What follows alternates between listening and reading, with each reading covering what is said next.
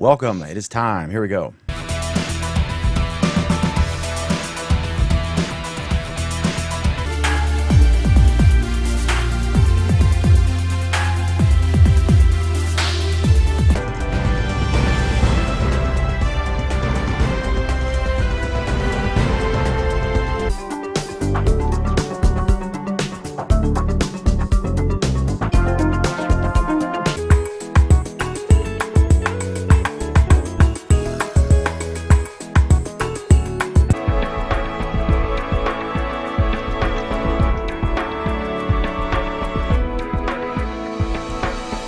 Hi, everybody. Welcome to Google Plus Week, our unofficial look at the world's coolest social layer.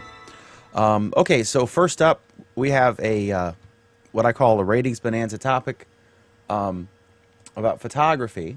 But since Google Plus is mainly males who take pictures, it's appropriate, I guess. Okay, so ARM Chromebooks can now use photo editing tools. Tell us, Alan Furstenberg, what this means in the greater scheme of things. Sure, as we reported probably an endless number of times since the new photo editing came out, one of the interesting problems that it had was that people who were using ARM Chromebooks couldn't get this to work for some reason.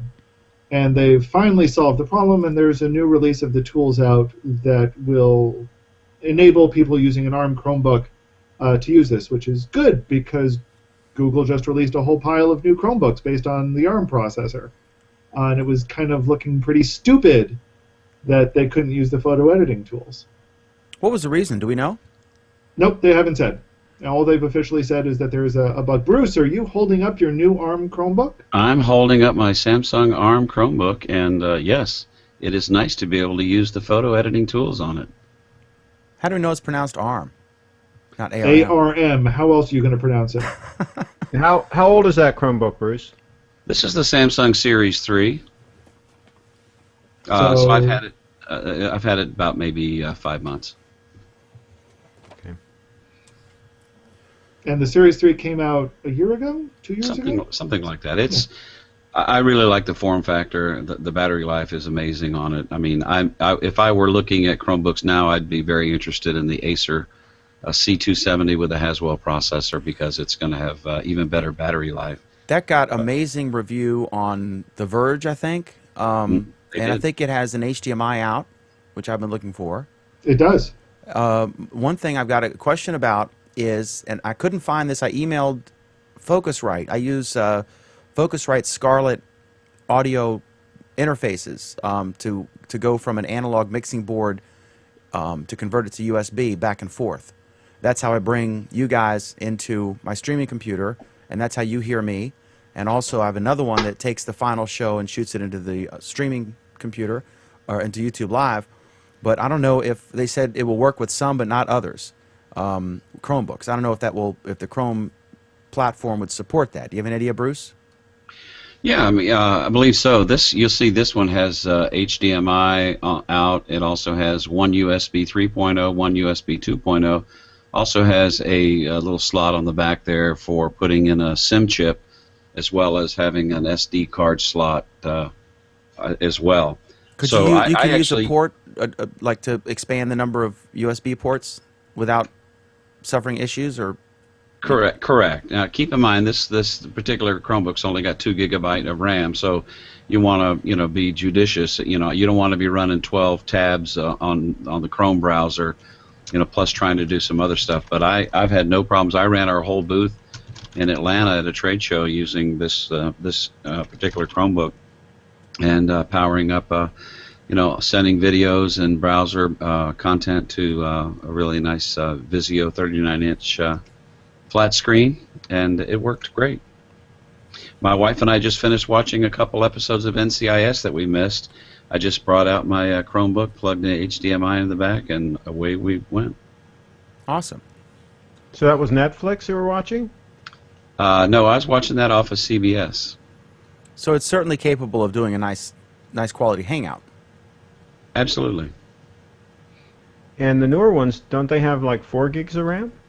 The Acer C270 does have 4 gigabytes of RAM if you buy it in the U.S. For some reason in Europe it comes with 2 gig of RAM. The HP new HP 14-inch with a Haswell processor also has 4 gig of RAM as well. Which some of one the would you stuff- recommend for people doing Hangouts and a lot of video stuff? Which one would you recommend? Well, I like the form factor of the 11 or this one happens to be 11.6 inch. So I like that size form factor. I've got a 15-inch Dell Latitude laptop if I want something big, but I just like this for the size and the portability of it. I've used a Logitech wireless USB headset with it. I've used my ATR 2100 microphone, with it. Just got another update today. When I see people posting these pictures about, upgrading to OS 10 Maverick, and I see these screens, the amount of time it takes to update. Updates on Chrome OS are just so simple and easy. I think, Bruce, you bring up an important point about the physical form, and that is that this is a laptop. If you're home, you can use your desktop, and you can soup it up, have multiple monitors. But when you use a laptop or a Chromebook, you really you're after portability, size, convenience, battery but life. some people might want to buy this as their only machine. I'm talking about people that right now are just using their iPhone or something. I mean, Sure, they have that's no a different computer. use case. But for most people who are just looking, they already have a home system, but they're looking for a laptop for whatever purpose. But wouldn't they buy something decent like an Apple laptop? That would be- You knew it was coming. That all depends, Craig. That all depends. If you want to spend, 10 times the price to get, no real additional functionality. Probably Sure. 5 times the price, Alan. Let's not. Let's not exaggerate things. Yeah. I own a Chromebook as well as a Mac, OS X MacBook Pro. No comparison. Those two devices are for completely different purposes. You cannot compare. Street's Maverick. absolutely right. The Chromebook is if you want to do something useful, and the MacBook Pro is if you want to throw away your money. No, I completely disagree. And I use both. I understand the hatred you guys have against MacBook, but I love it, and I've used all sort of systems. And get this, the new one's even better. The new one's Absolutely. better, and they lowered the price. Is there one PC Windows laptop out there which can even compare to a MacBook Pro? I doubt it. No, there isn't. No. Someone asked who's here tonight. Let's show the panel. We got Alan, Bruce, Craig Shipp, and Pam, and Sreek are here. So there. What was that? What was the thing with your eye when you mentioned my name? Because he was actually shocked to see that you were here and speaking. Our director of lighting. Yeah. I was trying not to call you a crazy socialist during the show tonight. Well, I wish. But one thing is, do you guys think that the fact that since Bruce mentioned Mavericks, giving away Mavericks like that, is that some kind of a shocker? Not really. It's normally Well, traditionally it's a $200 upgrade, right, Craig? No, No, it it hasn't was like been a $30 $200 upgrade. in years. $39. Oh, last you're time. talking about Windows, Dan. You're talking about Windows. It's I'm a asking. I mean, $90. what normally when they do a major upgrade, what's the? No, Mac was, what was it, 29 or 39 last Twen- time? $20, $19.99, I think. Oh, okay. Yeah, they lowered the price drastically, I think, the last 2 times, and now they've lowered it to 0. Yeah. So, Yeah, Anybody- the upgrade price is so not an issue. I don't know why anyone's making a big deal of it at all. Well, it is a considerable upgrade to a desktop operating system, right? No, Did you use Mavericks? not yet. I haven't upgraded mine yet.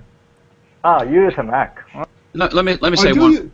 I me do say- use a Mac. I use a Mac on a daily basis. Yeah, let me say one more thing about the Chromebook. And here's my Chromebook that's running Linux now, Ubuntu Linux.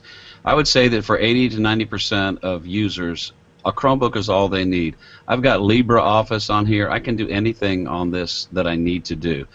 Unless you're creating audio content and video content, and editing, photographs, and now you can do even pretty decent photo editing yeah, now with the I new. would up that number to 99%. Could probably use that.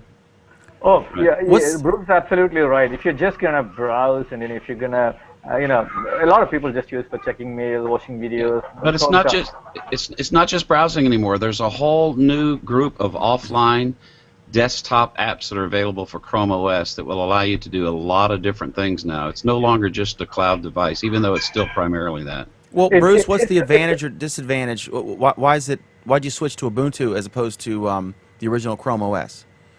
Well, because I have Chrome OS on here. In fact, I can't hold this up and show you and do the keyboard shortcut, but all I have to do In fact, maybe I can. Let me see. This is going to be kind of interesting to do. But I'm going to hit this button here. Okay, now I'm back in Chrome OS. Now I'm back in Ubuntu. Now I'm in Chrome OS. Now I'm in Ubuntu. It's just that quickly. Wait, It's could you not a show? dual Could you boot- demo that a few more times? No, but they're running at the same time. So to answer your question, I do a podcast, and so I wanted to be able to install Audacity. So I'm running Audacity on Linux. I've got VLC running on Linux. So right now you have this as a dual boot system, or how is it? Well, it's not dual boot. Both operating systems are running at the same time, and the reason it can do that is because Chrome OS is at its very core Linux. So let me ask you this: how do you move from one to other, or can you do that at all? He just did it. Yeah, I didn't see that. let me give you a better picture, because when I went back, you were looking at the shell. So let me go back to the to my photo page. So here I'm ready to edit a photo. Okay. Now what I'm doing is I'm holding down Alt, Shift, and Control, and then this arrow key. There's Linux. There's Chrome OS. There's Linux. There's Chrome OS. I have this Chromebook and I have no idea how to do that. I'm going to get in touch with you to do that. Sure. Yeah, it's very easy to do. Does it affect your performance having both running at the same time? Because you said it only had 2 gigs of RAM. How does that work? It does not affect my performance because I'm not doing a whole bunch of things on both platforms at the same time. Can we run any flavor of Unix like Fedora or Mint or anything? There are different flavors you can use. Most people recommend Ubuntu, but you have to keep in mind this is a 64-bit ARM processor. Okay. So not all Linux programs have been compiled for the ARM processor. That's what makes that Acer C270 a great option, because it's got the Haswell processor. There'd be no limitations of any of the Linux programs that you wanted to run on it, because they've all been compiled for Intel processors. So it's possible my Samsung may not be able to do that. Anyway, yeah. Okay, awesome. So I'm not sure why sometimes when I switch from this shot to this shot, it's showing the Android backdrop briefly, which is weird. I'm not sure what the hell that's about. You can also install Android, I think, on the Chromebook. Okay. All right. Next up, Alan, you're back, right? Yep. Okay. Next up, saved I hope search. so. Saved searches are going away. Use your bookmarks instead. So, Why is that? Well, yeah. Apparently, there was a feature, a modestly popular feature, that lets you do searches in Google Plus, and that's still there. And what that will do is search Google Plus for a given topic, and then you could save that search, and made it easy for you to call it up at any point in the future. This is a feature that in one form or another has existed as part of Google Plus since day one, when it was called Sparks.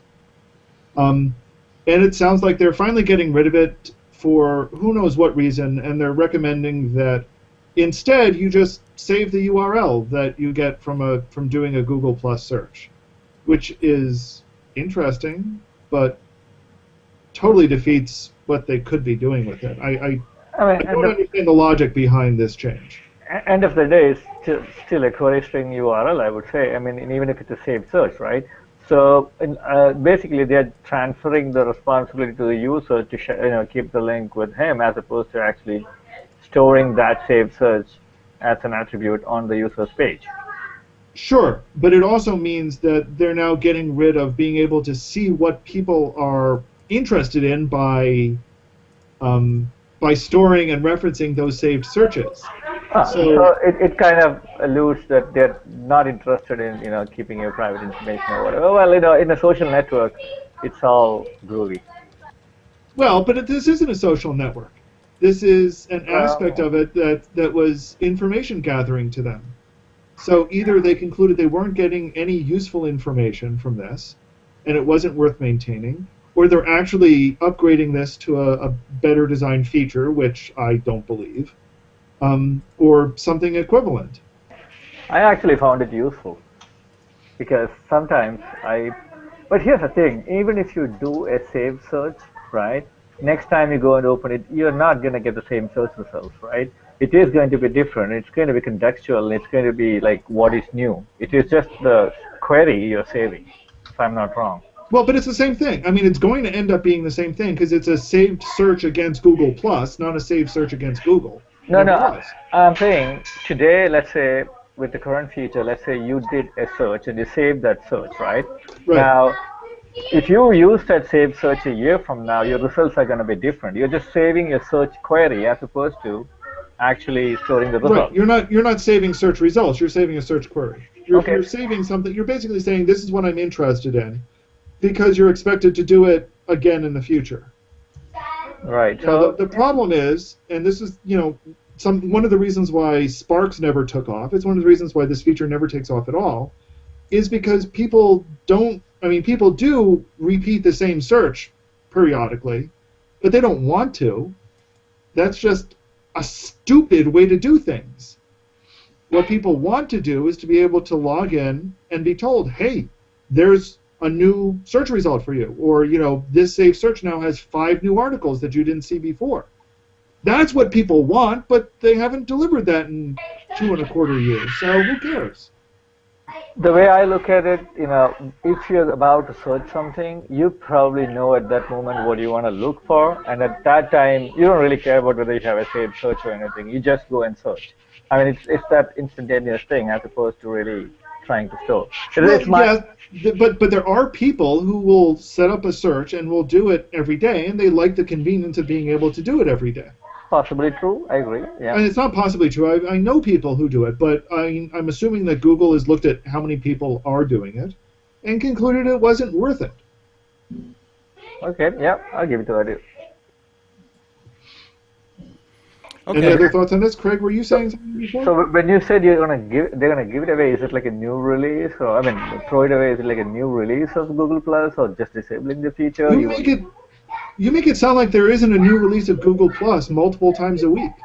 I actually just post. I don't really care about going. Right. I mean, there are features and small design changes that are constantly going on. That's part of the nature of it being a web-based service.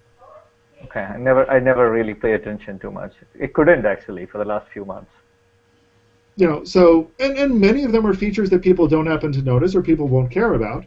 This is a feature that they're announcing ahead of time is going to go away, and giving the people who cared about it fair warning. Something Google is often doing of late. Okay. Awesome. So next up, Pages can now get a communications manager. This is cool. This is they still need more team functionality in certain things, but this is a step forward. So So you want to explain what this is, Dan? if you have a page, I swear to God, I don't really. Is it like? I don't know what it is. I mean, you what's the difference between this and? I read it and I posted it, but what's the difference between this and what we can do now, where we have multiple page managers? Well, you don't have multiple page managers now. What you have are managers. What a page manager is able to do is their functionality is more limited. So as pages are getting increasing importance in a wide variety of things, they're basically saying, hey, there are some people who don't need to do some functions.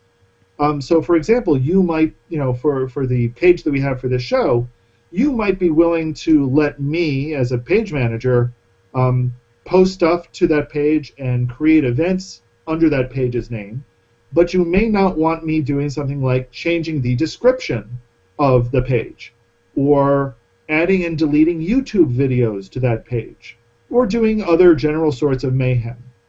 So you're basically saying, you trust Alan only so far, and beyond that, you're not going to let me do anything.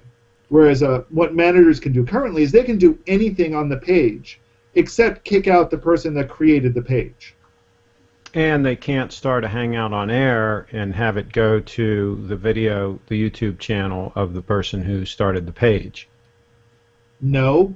We really want to go there? Yes, you really want to go there. No, of course not. Why would you?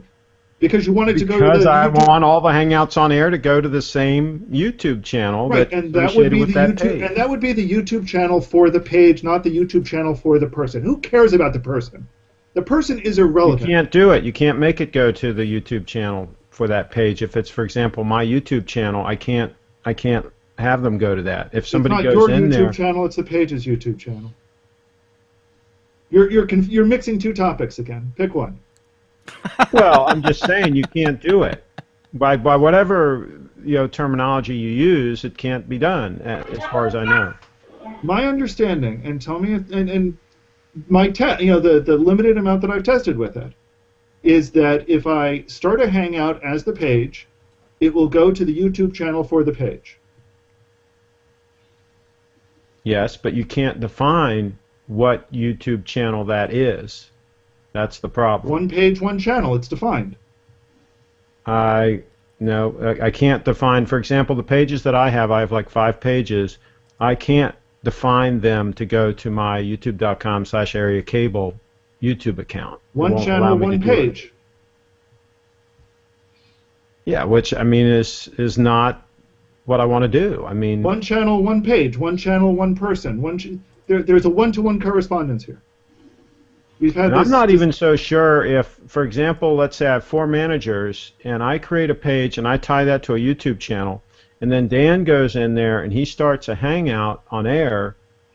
I'm not so sure that it's even going to go to that channel. It might just go to Dan's.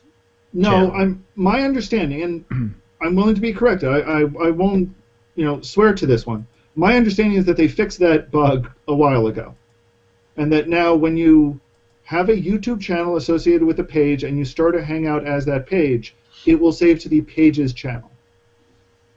Okay. That's my understanding.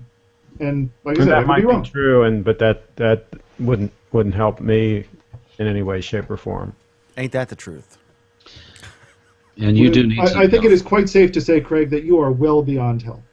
Indeed. I mean, I don't want to have 5 YouTube channels out there with my content spread across 5 YouTube channels. Here we go again. Didn't we discuss this like 10 times before? No, far more than that. Yeah, I was gonna say. I'm going to try to cut up my content like that, and so that absolutely even less people will see it than are seeing it now. No, then have one page. Very simple. I'm Well, hardly that's what on the I show. have. I have my page. And then I've got all the other pages that I don't use. I'm hardly on the show. Even then, I have heard this like 10 times before. Can we discuss something else? Bruce, can you So show on us the how you off switch chance between that Ubuntu somebody and from Chromebook YouTube- again? On the off chance that somebody from YouTube or Google Plus that has any brains hears it, maybe they'll reconsider their position. I'm sure they know this by now and they know Craig Ship by now. I'm pretty sure. No, they don't. Sreek is joining us from his acoustically treated bunker at the Sony He's our lighting and soundstage. audio director. Are you Yes. saying you can't hear any background noise now? I hear happy That's children. quiet as can be. I hear happy children and a frantic mother trying to keep them from destroying the place. I just drove away the kids from here. I said I'm working. You lied.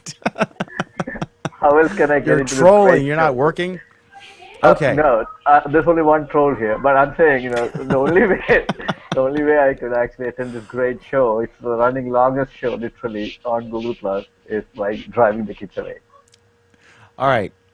Anybody else want to weigh in on this, whatever topic we were talking about? No, we all agree. Okay.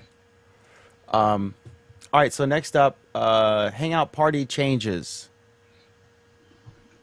Alan, I think you added this. Is Alan here? I don't even know what a hangout party is. Are you muted, Alan? Can somebody tell me what a hangout party is? Guess not. We are in a hangout party. Well, This is a hangout party? Yes. So when you invite more than one person, when you Yeah. invite more than one person into a hangout, then it becomes a hangout party. Really? Cool. Yes. I've been partying all this time. I Yeah. had no idea. What are they going to call it next week? I don't know. is Alan there? Yeah, he's here. Alan's got no audio. He's, Alan's having technical So problems. now he's got audio. I'm sort of here. Like Craig's problems, except technical. So Alan, did you put this one in the Hangout Party changes? Yeah, sort of. Perhaps you had a thought on that? Not really, no, because I never use Hangout parties. Basically, what this boils down to is there's been a lot of people who used to do public Hangouts, and had been noticing that after the last round of Hangout changes, a lot of their public Hangouts kind of had been disappearing, and they've seen fewer and fewer, and they found it harder to find people to hang out with. So this is an attempt to bring those public Hangouts back into at least a little bit of prominence, so that you can find what's going on out there, what your friends are doing, and where you can go and join. So as part of the Hangout sidebar that pops up, you can see a set of invites for what they're calling the video parties that you can join. You see invitations. Oh, now for they're the- video parties? What was that? They're video parties now? Yes. Okay. Did any of you hear about that Felicia Day fiasco? The hangout that was supposed to be private that went public, and all kinds of. I think there's a video out there. I'll see if I can find it, but it was quite hilarious. The people who were coming in and crashing that party. I hadn't No, heard I about did not that. hear this. That's interesting. So how do you get to this, Alan? This is located in the Hangout sidebar. So what you'll see is under something that says Live Parties, you will see both public and private. You'll see Hangouts that are public from people that you have circled, and you'll see the invitations from those Hangouts that you've been invited to. So now they're And- called live parties? We can change the name again, Craig, if Yeah, you'd like. how many names are we going to have? Okay, just to clarify, where do I click? What do I do? How do I make this happen? I'm going to share my screen here. Let me make sure I don't have any embarrassing things. Bar. Okay, the sidebar on the left, right? No. It's on the I right. think it's on the right, Dan. The big Hangouts pull-down thing. Well, we're talking about Hangouts, so Okay, yeah. so there's a start a Yes. video, the start a video party option, which I Yep. don't want to do. But that's it. That's the place.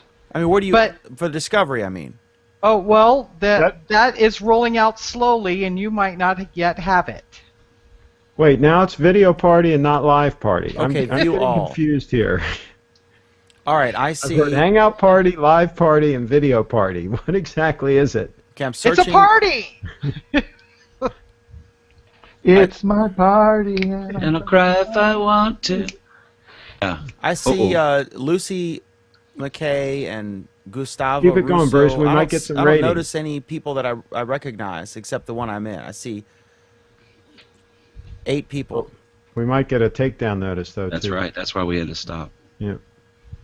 All right, so yeah, but I remember that's how a lot of us met each other, Alan. We weren't well. You called into my show when it was like a Blog Talk radio show, but I met a lot of people in Hangouts when we would or Hangout parties. I hate the name.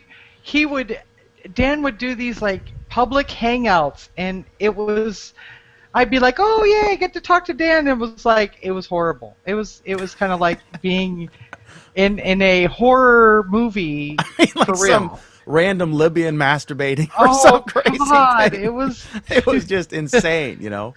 Yeah. One guy had his belly painted like a face. It was like, I mean, it was like chat roulette. So I don't want that, right?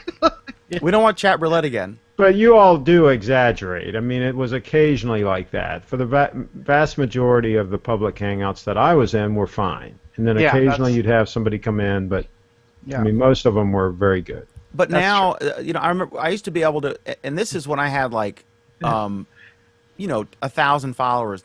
I was starting out, and I could start a public hangout, and it would immediately fill up because people Yep. would discover that. Now, I have more than that, and I know more people, And you and I could start sit- and one, you I could got sit nothing. there- Yeah. I could sit there, 0. Yeah. And I'm You almost could be like done masturbating a long time ago and no join. Well, and it's very hard to Full find triple E. Hangouts. It's very hard to find Hangouts. yeah. now, If too. Alan was doing one randomly with whoever, Craig and Alan are hanging out with Brad or something, then and if it's a public hangout and they were talking about something of interest to me, I would like to know that. Well, and Yeah. that's what this is aiming to do. This is one of the first things they're doing in an effort to improve discovery when it comes to public hangouts. Well, the But wait a second one minute, here you is didn't someone have whose a name I problem can't with even Discovery pronounce. before.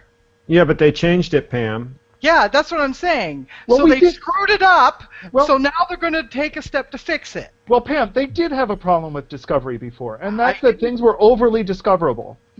One of the reasons why they made some of the changes they did is because people were complaining that it was too easy to create and for totally random people to find public hangouts.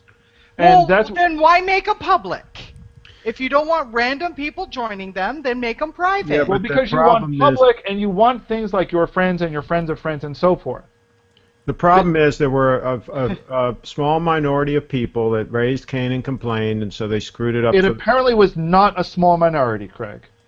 Now, just because nobody is in the least bit interested in you, as you've been telling us for months now, doesn't mean Yeah, that if you want other to people post, aren't interested. Yeah, if you want to post something privately and have nobody see it, email it to me and let me post it publicly on my Google Plus stream, and you're safe. It can be your social security number, your phone number, your banking account. Doesn't make any difference. I'll post it, publish it publicly on my stream, and nobody will see it. Oh my God! I put Craig- it on my Facebook page, and all bets are off. Your bank account's cleaned out. They come might by as well your put it house. on I mean, you're CNN. done. No, I mean there were legitimate problems, and they overfixed it. Is the problem? And then it's taken them a very long time to find the better solutions. Well, whatever they got now, I could try it again, but I imagine if I started a public hangout party, I hate that name. God, can we It's a please? terrible name. If I started a public hangout, and then I doubt I'd have 2 people. And I used to be able to. It used to be immediately fill up. Well, the same thing with when I started hang out and invite my circles. They used to fill up, and now they don't unless I message them the link on Facebook. Then they come in. Well, You laugh. That's how I get them in. When Brad asked Brad if we're going to do a hangout, we message each other on Facebook the link to the hangout. What do you guys not know how to use the chat part of Hangouts or what? It just doesn't work very well. now, Dan, I have to say what I'm thinking here, and I hope you won't be offended by it. But maybe people don't come anymore because once they've seen your junk, they don't want to come back. But they used to in the good old days. I guess I've gotten too old. They have more refined taste. 2 years really takes its toll. Yeah, shaving's in now, Dan. You guys. Oh man. Now that I've got the 16:9, they could actually. You people are insane, and it's not just 5 cents anymore. All right, so next. We're I agreeing already on all offered you these $1. Oh, I'll buy your sister's book and send you $1. there you go. Pam, could you get a Local little bit Barnes more and headroom? Noble. Could you raise your camera up a little bit more so we can see a little more ceiling? Yeah. Oh my God, this is a train wreck. Okay, so next up is And Shriek, The cut Slouch back Patrol. on the light. For God's sake, Shriek. this Cut is back on the cool. light some. Alan, how do we intro this? We will intro this as this is breaking news. This is an exclusive Google Plus Week report with your correspondent, Dan McDermott. Dan, what do you have for us? These are my friends. You should meet my enemies. Okay, so apparently Google News is testing a thing that We can be a little more specific than that. I'm going to call Richard Gingras and get him on the phone. Apparently, what they're testing out, and I don't have it, so apparently a certain number of people have it. I've seen it, but the person who's seen it and has screen caps couldn't join us because of it. He's overseas. That person is Mike Downs. Mike Downs is a friend of the show. We've had him on in the past. He's always, he's always great, very helpful in helping people with Hangouts, and his focus is on news reporting. So naturally, we're always interested in hearing what he has to say. One of the things he discovered is that news.google.com for some users is giving additional information on some of the leading stories. Do we have his pictures up, Dan? The ones that he was able to capture? No, I don't think. Why Has that been publicly? I thought he publicly posted them. Oh well, if that's the case, I'll look. But I didn't know that was public. That's why I was like not saying who he was. Okay, I so thought I saw them publicly, so I'm now. had he made he had captured those, right? Yes, he says he captured them. Okay, so basically, it was you could start a hangout. Yes, I see shared publicly. So if you post of his. Okay, so let me do a screen share here. If you guys in the hangout party, you can You can go just look go at to Mike's Mike Downs' post. post from 3:47 p.m. So here we go. This is you go to Google News, and I don't see this, but like if you click, I guess he's at the base URL here. It says news.google.com, and by default you would go to top stories, and then I see the option see real-time coverage, but he has this extra option to start a hangout, and then he clicked it, and it said you're joining a public video call. So basically, whatever topic you're interested in, be it a sporting event or a music news or political news, whatever it is, then you could reach like-minded people or trolls by joining this public video call. I think this is very interesting. Obviously, it'd be a way for people who are also interested in the same story to communicate with each other. So is this, what do you think, Alan? Well, I mean, I'll say the same thing about it that I saw when they last introduced this issue. And that's that it's an interesting feature. I think it has some kind of interesting merit, but I predict it will be totally unused. And when people do try to use it, it will, be a colossal failure. Might it be a prime target for the NSA surveillance to get people around a particular news story, or am I being too conspiratorial? I think we're going to need Too to hire, conspiratorial. It's way easier to just get the URLs that they're going to for stories. Right. I think we need to hire more people. The NSA needs to expand so that they can get right on top of this. Maybe get a new director and a whole new division. So anyway, that's kind of interesting. So I'm kind of pissed I don't have it. Mine doesn't. It's just I see real-time coverage option, but I don't see the start a hangout party. In fact, they don't. That's interesting. They don't use the term hangout party on that. It does say start a hangout. That was last week. Actually, does it say start a hangout or start a video call? Well, on the thing, it's I'm pulling it up again. It says start a hangout, and of course I thought they changed the name of Hangout to mean the old Google Talk chat, and a video. They don't. We have to get a glossary of terms. It would be obsolete immediately. It has to be a very fluid glossary. That's So Dan- earlier today. That So, glossary. Dan, you were excited about this feature. Do you really think people are going to use it?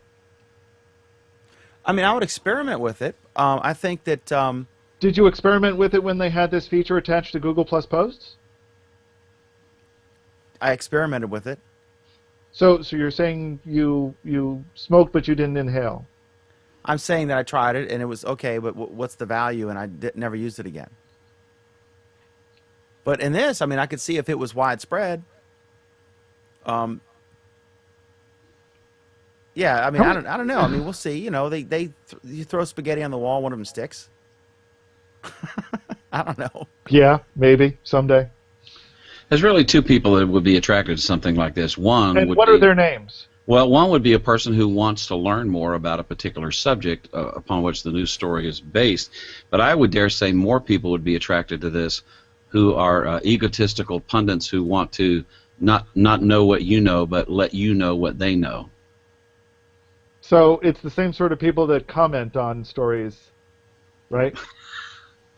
Why are Alan? We got to fix this thing. I was getting ready to show this comment. It's gone. It just randomly X's them out. Yep. The guy asked me. I'm using Windows 7. This is an HP. It has nothing to do with your Something. setup. What do you mean? The comment vanishing has nothing to do with your setup. It's a problem with Comment Tracker. So anyway, I was going to show the thing, but was it Captain Euro?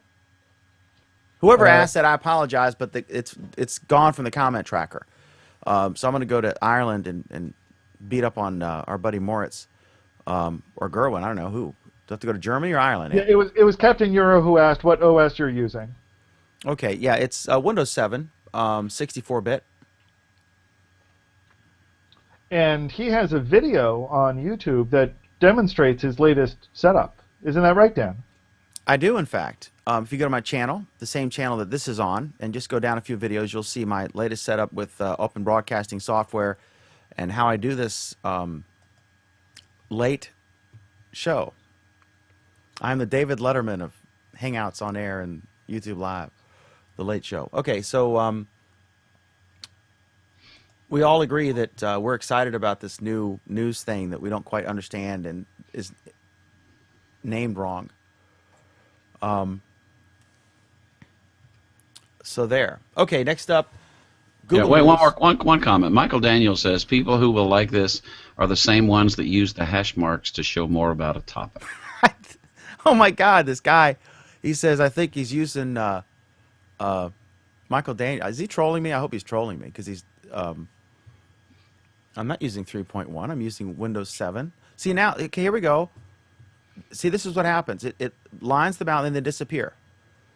Now there is a delete option, but no one's. I Yes, don't think Dan, anyone's we know. clicking that. It's a bug. How frustrating. Yes. Okay. A rare bug. Any final comments on this brilliant feature that will be universally praised? Bruce, put up your comment again, if it's still there. Oh, you mean this one? Yeah. Yes. The people who will like this are the same ones that use the hash marks to show more about a topic. Oh God, those people who put like 17 hash marks. Yeah, now I see Captain Euro's post is back. And it's from 4 minutes ago, so it was the original one. It's returned. Yes, Dan. See, it was deleted and then returned. This is crazy. I can't believe something's wrong on the internet. All right, so next up, I can't believe we've been spending 5 minutes talking about something being wrong on the internet. We've gone a lot longer than that about something stupid. There are no limits. We are like Jack Bauer, torturous. Okay, so is our audience apparently. Google Fiber now explicitly permits home servers, but you can't run a commercial server. No. What do you think this is such a limited test, Alan?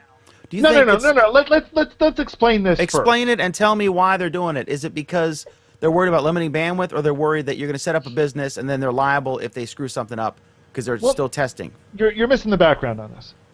What happened when Google Fiber rolled out is that the terms of service had included a clause that was almost all of us who were using, traditional crappy ISPs had in our clause, and that's that you are not allowed to run a server on your connection. It's a standard clause. Everybody has it. Everybody uses it. And a few months back, somebody noticed the clause and posted one of their usual "Google is evil" posts, saying Google's evil because they're forbidding servers on their ISP connection. My understanding is that this made it to the very highest levels of Google, very, very highest levels, and said incredibly high levels, said, this is wrong, fix it. So in a fairly rapidly afterwards, there was a clarification posted as part of their frequently asked questions, saying, can we run servers at home? And the answer was basically, yes, you can. You know, a lot of game servers these days expect you to run at home and expect outside connections to your machine.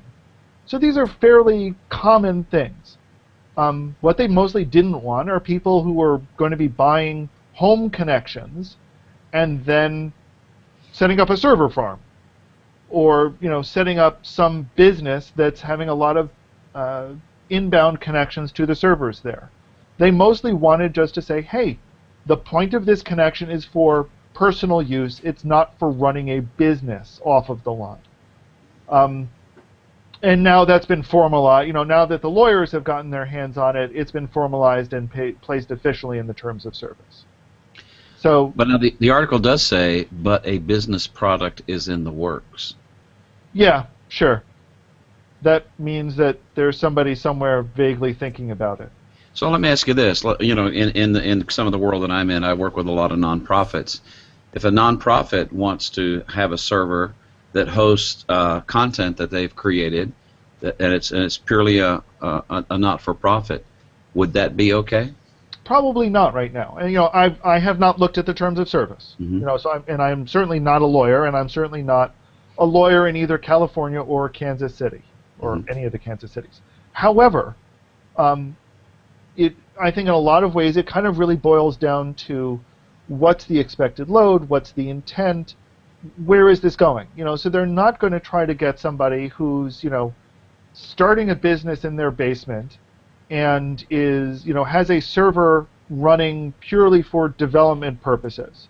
So if the intent is that yes, this person's is building something that they're going to move to a real server someday, my guess is that Google is not going to significantly care.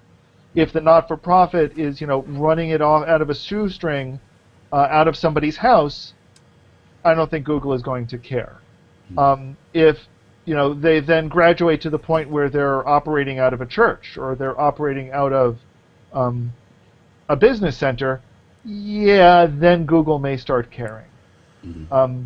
But Google is also running fiber to churches and other civic other civic type buildings. Mm-hmm. So, I really think they're just saying, hey, we don't want you to abuse this. They're worried about the guys who are going to, who are renting a house or an apartment and are gutting the rooms and putting in a server farm there. That's what they want to avoid. That's fair. I understand that. But here, my question is, what is the practical application of having a gigabit of bandwidth? What could you possibly do on the internet if you don't have a server that would utilize anything remotely close to that? I mean, even I don't know what 4K video would consume, but that's one angle. And I think if you're watching, Google do we know what the out. bandwidth is used if you're watching? Because Netflix has said that they want to do 4K, and it's likely that because I think there's no physical media currently available. I don't think a Blu-ray will handle a full-length feature film in 4K, and likely that's going to switch from well, it's already switched now, but it's likely you won't be able to buy 4K movies at the Walmart or Best Buy. You'll have to stream them. And so Netflix is poised to do that. But even in that case, you're not approaching a gigabit, are you? Well, I don't know. I'll be honest. I don't know. But I mean, it's the sort of things where I would say, okay, maybe that's part of it, but honestly, that's a pretty uninteresting part of it. I think what Google is interested in seeing if people are going to try to do something like real-time cloud-based video editing using one of these links. So that, not only you're not going to be streaming, but you're going to actually be doing uploads and downloads and manipulations and previews and that sort of thing. We're seeing some of that now with the video tools that are out there, but they're constrained. They've got limitations. Will a huge pipe fix that? Maybe. There's only one way to find out, and that's to try. I think it's like having a car that will go, 800 miles an hour. but there's nowhere I can drive it. There's no Yeah, practical. exactly. That's use what for I it. was thinking. That's exactly what I was thinking. You know, you buy a nice big car, but you got traffic. You know, so I don't think it's going to matter at all. I mean, I like it, you know. We got this from Kevin Bryan. He agrees with me. Google Fiber usage number 1, online video editing. Absolutely. There's a good example right there. That's what I that just freaking said, Dan! Good job, Kevin. Wait a minute now. I thought we all agreed that everybody was going to use Chromebooks and not do anything important, So, do Chromebooks for your online such as video I'm- editing I'm and not photo sure what- editing and all these things. Am I missing something here? That's what we decided earlier. Craig Right? is so Well, getting what a we- Mac no, no, Pro. no. What we decided earlier is that your MacBook is obsolete because the Chromebook can do everything. Oh, okay. I got it That- backwards. That's what we agreed on. Okay, I'm sorry. I Now that we're forgot. clear on that point. Okay. Okay. Anyway, Kevin Bryan's other opinions on what else to use it for. Usage number 2, 4K video streaming. Usage number 3, online gaming with essentially no lag. So, I think that's an interesting, that's certainly a set of applications, and I think Google really wants to see what people are going to do with it. So, on some level, yeah, they do want some servers in the house to see if that's going to give, if that's going to do anything, if that will let people do something different. But I think really this is a reaction to people saying, hey, Google's being evil, and they turned around and said, well, yeah, we may have been evil, but we're fixing that. Now, Alan, a quick question, and I'd like to right. have A quick question on this show, Craig? I'd like to have a whole separate show on this, to tell you the truth. But do you think in our future is a day when bandwidth will not be an issue, where we'll have all the bandwidth we need, and it'll never be a situation where we'll be looking forward to more bandwidth? That's an interesting question, that's an interesting question. And I don't have an easy answer for that. Like The best- 20 years from now, 30 years from now? Here's the best that I can say on that. There will always probably be some kind of constraint. We've got physical limitations, at least, up to and including the speed of light. That said, I kind of look at the flip side and I say, back as what was the cost of a telephone call, a local call, a long distance call? What were those costs when the phone came out? What were those costs in 10-year increments after that? What are they now? So in some ways we've gotten to the point where phone calls, where voice is essentially free. Not entirely free, but it's essentially free. And I think we're going to see those same kinds of pressures continue on larger bandwidth items. Will we get to a point where we keep wanting more and more bandwidth for identical things or similar things? So we're doing a voice call, essentially a voice and video call now that replaces an old telephone. There's a cost associated with it, but the cost for that, and I keep using cost mostly as a measure of how much is available, because it's an okay estimate. The cost for doing this for us is zero. We have to pay for our internet connection. Yeah, but we have no per minute cost on doing this. Well, yeah, we don't, but some people have caps, right? on their There are caps, and those internet, caps keep so- going up and keep changing. Yeah. I'm not saying we've hit that point where bandwidth is free. I'm saying that if you compare, We're headed there. What I'm saying is if you compare what we have now to what we had in 1900, there's a massive difference. And if that continues, and I think there's at least some indication that that will continue at least for the near future, we are heading towards a point where the per minute cost for larger and larger chunks of bandwidth keeps approaching zero. So that doesn't quite answer your question, but I think it's it's one way to look at the answer and one way to look at the question. Yeah, I do like Kadia's comment. Google Fiber usage number 6. Watch Craig Troll in 4K video. How sweet it is. Yes. This broadcast brought to you by. Oh, careful now. Careful. Hangout10.com, now. man. That's Am I actually allowed to do that? that's a topic now, Craig. I've You're not added that allowed to to the do topic product list. placement? Your new, You'll your do new your product toys. placement later. We added it as a topic. Okay. All right, so in my opinion, the absolute number one usage of Google Fiber is to force the other carriers to up their game, and we're seeing that. We're seeing, I think Comcast is, and maybe Time Warner Cable or Cablevision, one of them, they're testing gigabit rollouts, and so they're forcing the other guys to up their game, and that's a good thing. That's in my opinion the most important thing, because there are still people. My God, there's still people with dial-up.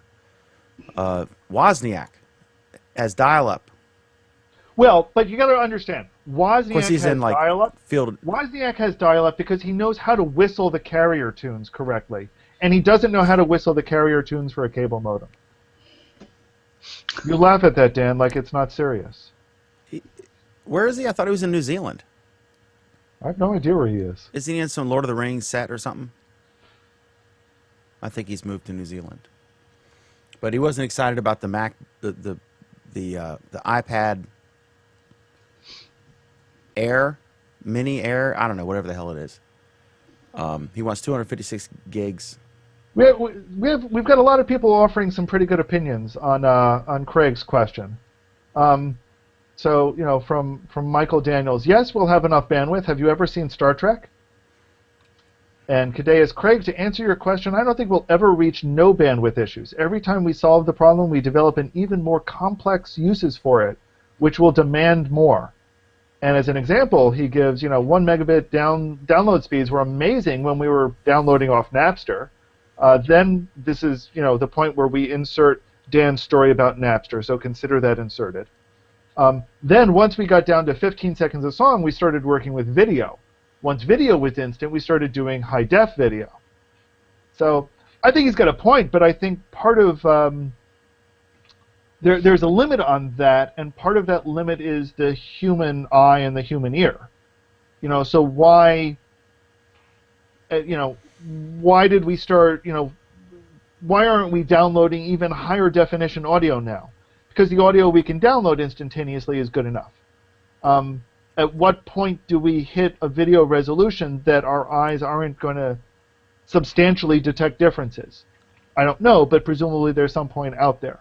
But to buttress his argument, let's say we get to the point where 4K video is you can download a 2-hour 4K movie in 2 seconds, right? Then we decide, okay, we're not happy with just one movie. We want to download 100 movies, right? So you can always increase it. You can always figure out ways to. Well, but the problem is, more.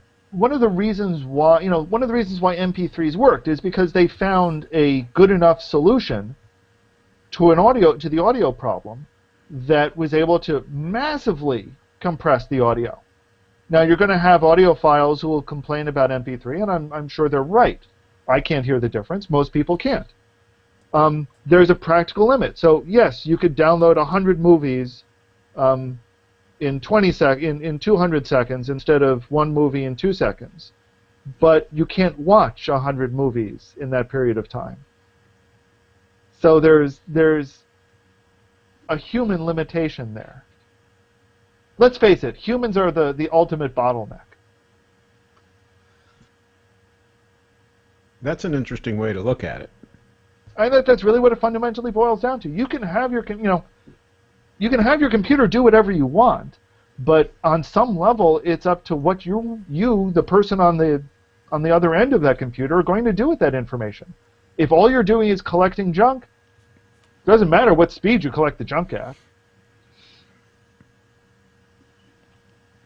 I mean, we've designed systems in the past where it would be doing all of your file downloading overnight, simply because that's when your computer is not doing anything else. I think basically what the commenter was saying is that there are things that will come along that we haven't even thought of yet that we're going to be using this bandwidth for that might be very bandwidth intensive. So it might not be video, it might not be audio. I mean, who knows what it might be? I mean, they might figure out a way to transport people over it, right? Sure. We don't Sure. know When you start what's getting, coming.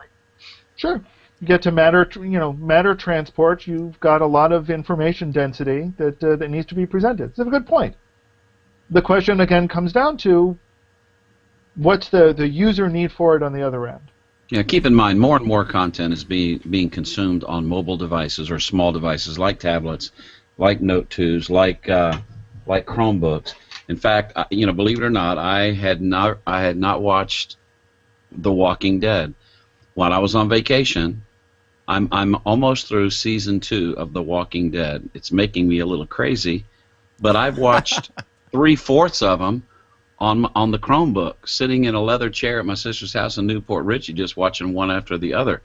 You don't need 4K to consume content, and more content's being consumed on mobile devices.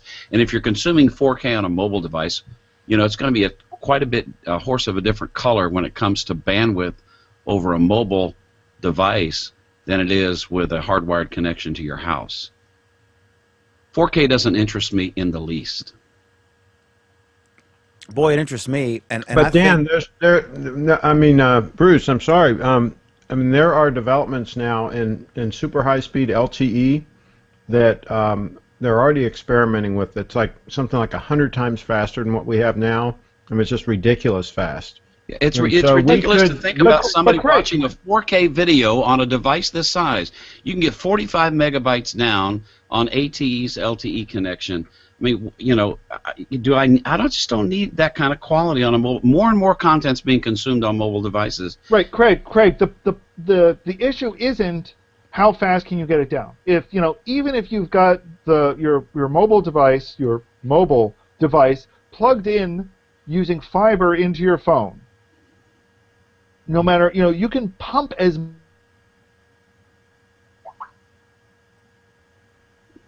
Alan, you just got muted, buddy.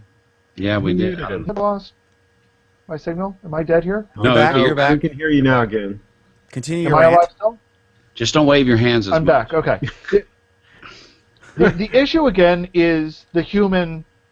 It's the human on the other And end. whether or not the mobile device can handle your hand movements. That's the deal. Craig, We- what are we you need eating? It looks really 4K. good. What are you eating? Yeah, we need at least 4K to God, that looks good. to- What is it? to handle the hand movement. Okay, there's some artichoke hearts in here. There's a lot of broccoli.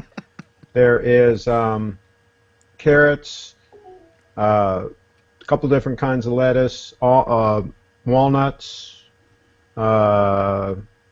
What else? Some tomatoes. A little bit of mustard. That's Some killer. hemp seeds. That's about it. Hemp seeds. Now that they're legal. They're not. No, I don't think they're legal. I don't think you can grow them in the U.S. They come in from Canada, as far as I know. Is Alan coming back? You can get hemp seeds in a local health food store. My wife puts them in. Yeah, their but they smoothies all come the in time. from Canada. You They're can't grow them delicious. here. As far as I know, you can't grow them here. Look on the package; it probably says they come from Canada. All right, so are we done talking about the Google Yeah, Fiber? we all agree. We all agree on that. Yeah, let's move to the next subject about paid channels on YouTube, and how these people are going to get in trouble with Google by running servers over their fiber network for these big channels. I don't know. Yeah, so the next topic is they're expanding the thing. You can basically have a paid channel where people pay you 99 cents or more a month with a 14-day free trial, and they're expanding it to anyone who has 10,000 subscribers or more. So maybe I should start spamming my posts again for YouTube subscribers. I'm around close to, I think I'm approaching 1,000, but I'm not anywhere near 10,000. Well, Craig's got to have 10,000 subscribers, Craig right, Ship Craig? territory for sure. Yeah. I only have 2,000. Oh, okay. I only have 640. Alan, can you do a time code about 30 seconds ago for the next topic? Yep. Welcome Okay. back.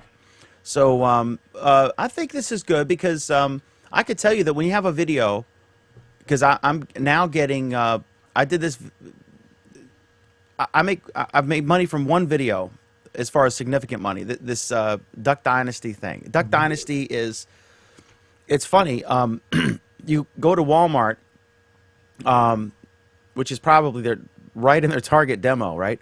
I've never seen so much merchandising in the kids' clothing section, in the sporting goods section. There were cups, there were plates, there were shirts, calendars with the Duck Dynasty guys, right? Dan, And so bring it back.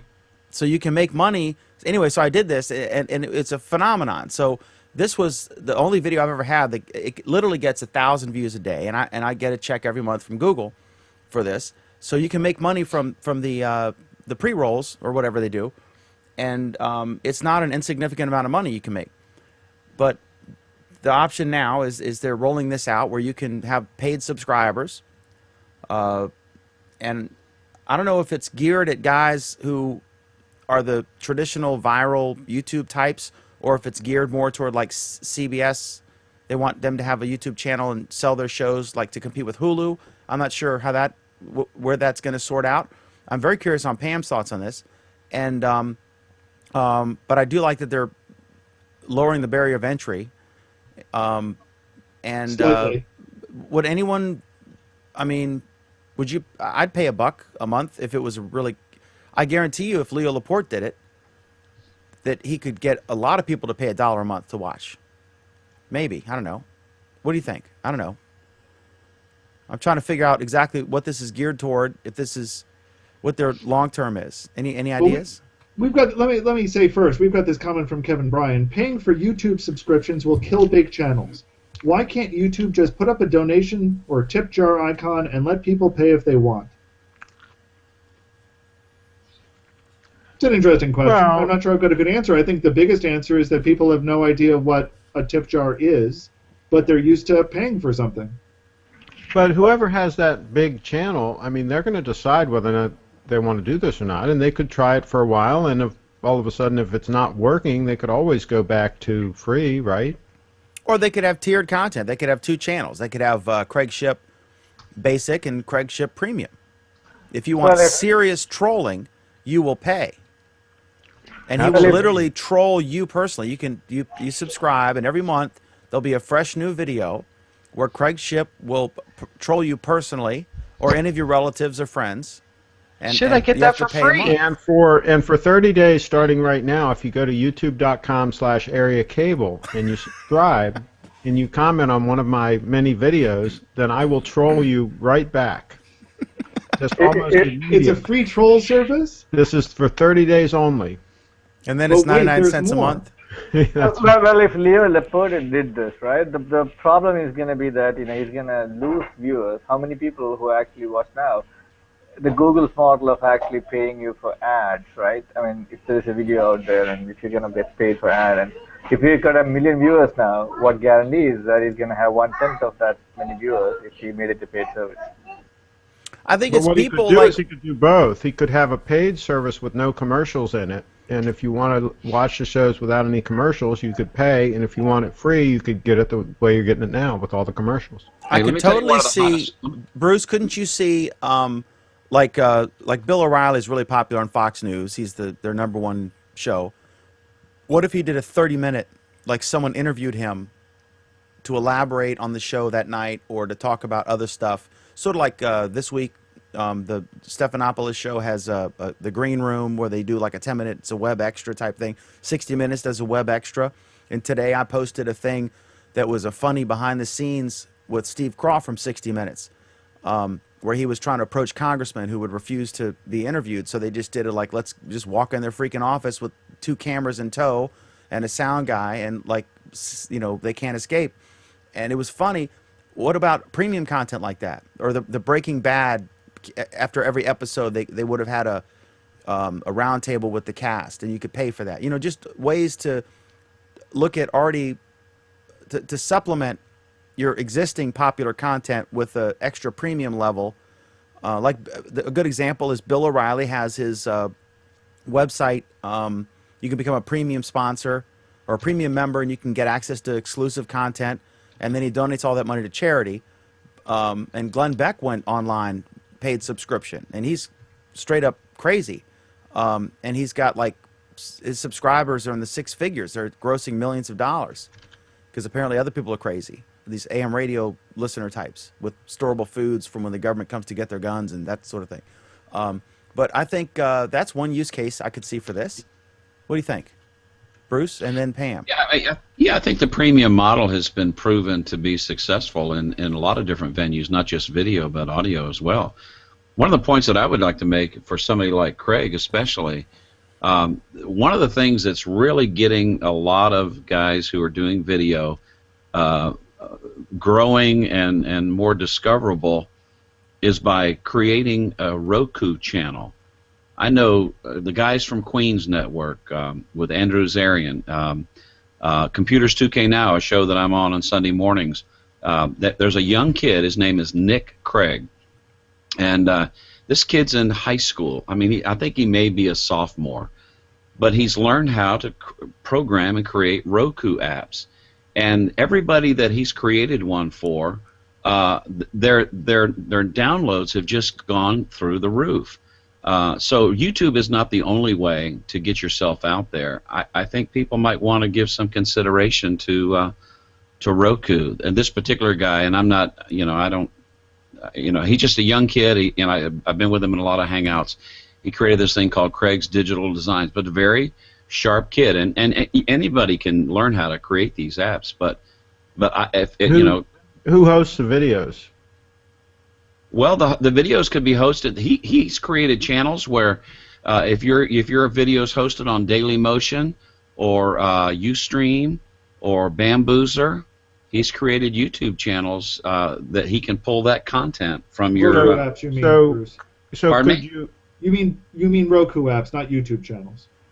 I'm talking about Roku apps. Yeah. Could You the said Roku- YouTube channels by accident. I just Could wanted the, to make sure. could the Roku app actually pull the videos from your YouTube Yes. channel? Yes. I don't know about YouTube.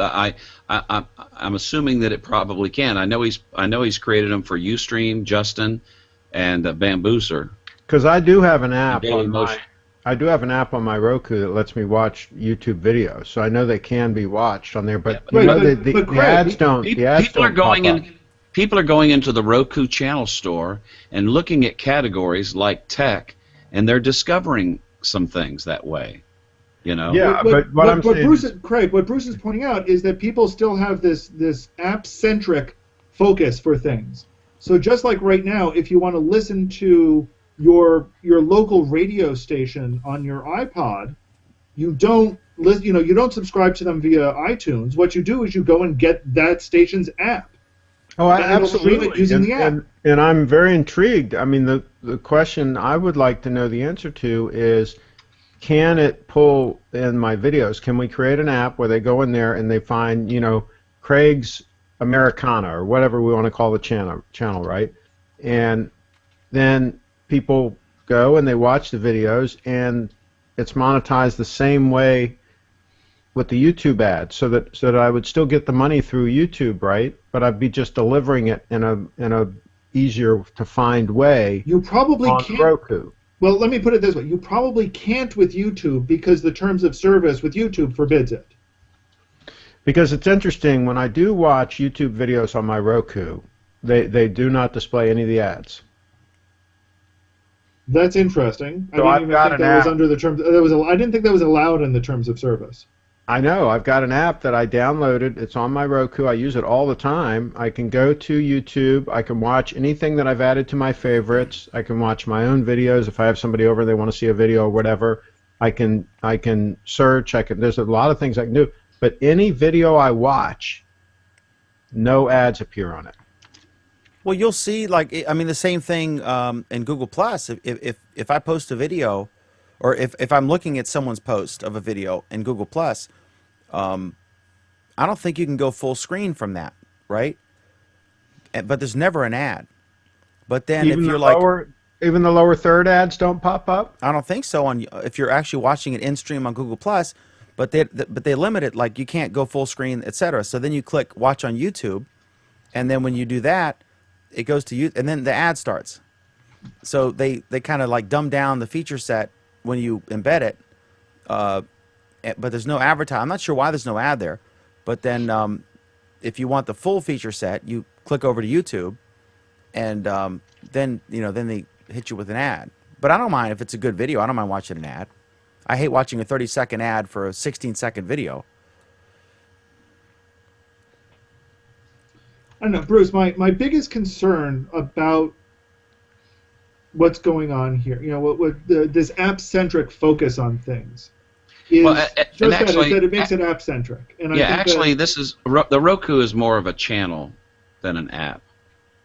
I mean, he creates the channel for you, so it's not an app that any user. It's a channel you would subscribe to. Well, you called it a Roku app. That's where I was. I'm sorry. Yeah. No, that's okay. But because I don't use Roku. I mean, I look at what a Chromecast can do, though. Right. And I can see similar things there, where again you're creating an app which is really a channel. You're creating this thing that somebody subscribes to. And my biggest concern on a lot of them is that we've gotten so app focused that we think that everything needs to be an app, and that's a really, really bad model in some ways. Okay. Because you'd have to have an app for this, an app for that, an app for this, an app for that. And you need to install it first, and you need to, I can see why providers like it. I don't think it's necessarily a good thing for consumers. So call it a channel store or the Play Store. Well, but if it's a channel, it's just a channel. That's right. Where you stream stuff from. Right. Okay, excellent. Next subject, Dan. Next subject is Google's Project Shield protects sites from DDoS attacks. Distributed denial of service, if I'm not mistaken. You mean like the one that hit the NSA today? Did it? Oh, yeah. Big denial of service attack on the NSA. Their website was down for a long time. That's pretty ballsy. Yep. Once you choose one's fights carefully. Okay, so, by the way, there's a good 60-minute story. If you go to their website now, you can see the preview coming up Sunday about that, about the whole Snowden thing, and they're interviewing somebody. Okay, so what's this about? Or Alan, did you put this in? Have you lost Alan? Is he frozen? We'll take this moment to mention the Hangout 10 network. This I was brought to you by Hangout10.com. Oh my God! Epic fail. Just to let you know that Hangouts is having a huge problem. It's sucking up a lot of juice, and my computer's running very hot right now. Has It's anybody already kicked me. It already kicked me out once. Has anybody had any problems with YouTube? I've had a lot of problems uploading to YouTube lately, where it takes forever either to upload and or to process once it's up there. So I think there's some issues with the whole system. There's Now some that minor. Alan's back from his DDoS attack, maybe he can comment on the story. Obviously, they're deliberately attacking our program because we dared to discuss this topic. So he's functioning now? I hope so. Which is the real Alan? Ah, the world wants to know. Okay, so Alan, moving along. So let me start this topic over because I didn't realize you were frozen there. Google's Project Shield protects sites from distributed denial of service attacks. Yeah? Did you put that in? I have no idea what the hell that's about. No, I didn't. Really? I mean, it's not a bad story, but I didn't put it in. I don't take credit. And I didn't put it in either, so can't blame me. I haven't read it, so So basically, I mean, one of the biggest problems with a distributed denial of service attack is by its very nature, by its name, it's distributed. There's no single point of attack. So you can't just shut down access from that machine. You need to shut down access from 100 machines, or 1,000 machines, or tens of thousands of machines. And that can be a problem. What Google is saying is there are some known methods to handle this, and Google employs them for its own servers. They have made their system more robust against DDoSs. So now they're saying that if you are going to be using Google's infrastructure, you're also going to start getting some of this same sort of protection. So it's a good effort. It's not a bad thing by any means, but there's Isn't it also about the fact that basically you're not doing anything? You're basically, if it's a web server, right? You're basically sending HTTP requests to that server to continuously block its port, and it's also the difficulty of a web server to understand whether this is a DDoS request. It's just bombarding the server with too many requests. So. See, I'm saying you're right about not being able to shut down all these distributed clients the way you want to look at it, right? But it's also about the inability of the HTTP protocol itself to understand whether this is a genuine request or not. It's more fundamental than that. It's not even an inability of the HTTP protocol. It's an inability of the IP protocol. The IP protocol, It's in the very lowest layers of the internet. All right, I agree. Some of these attacks. Yep. And it's, in a lot of ways, the biggest issue is that if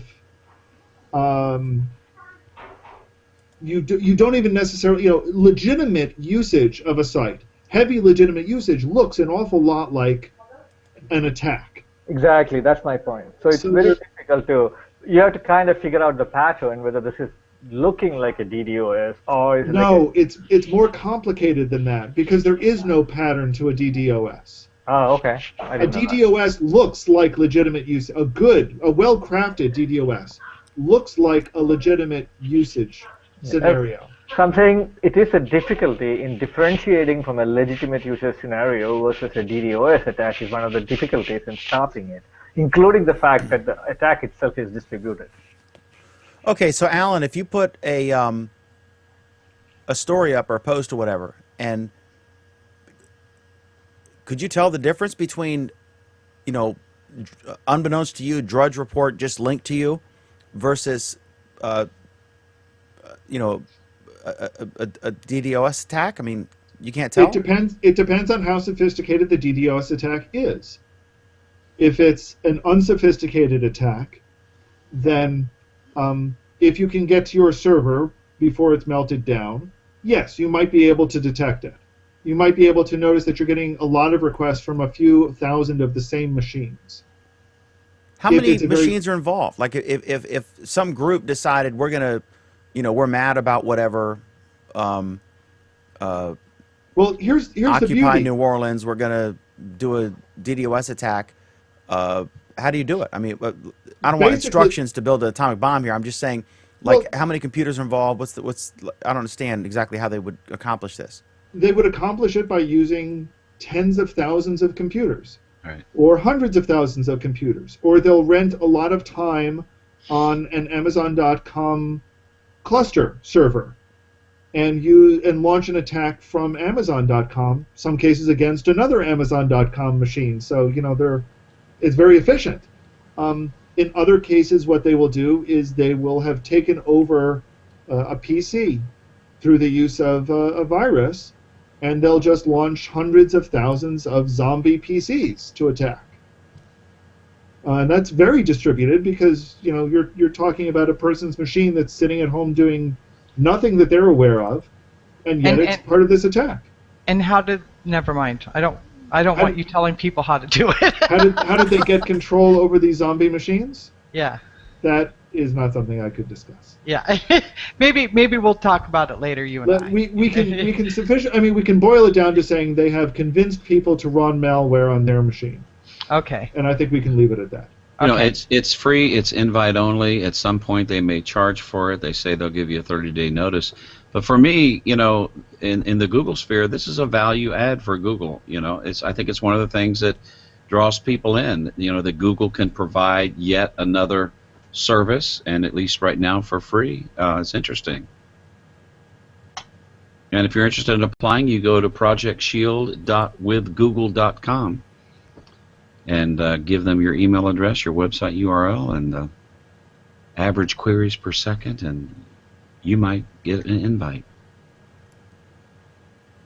Okay. I'm stoked. You can tell, Dan. Yeah.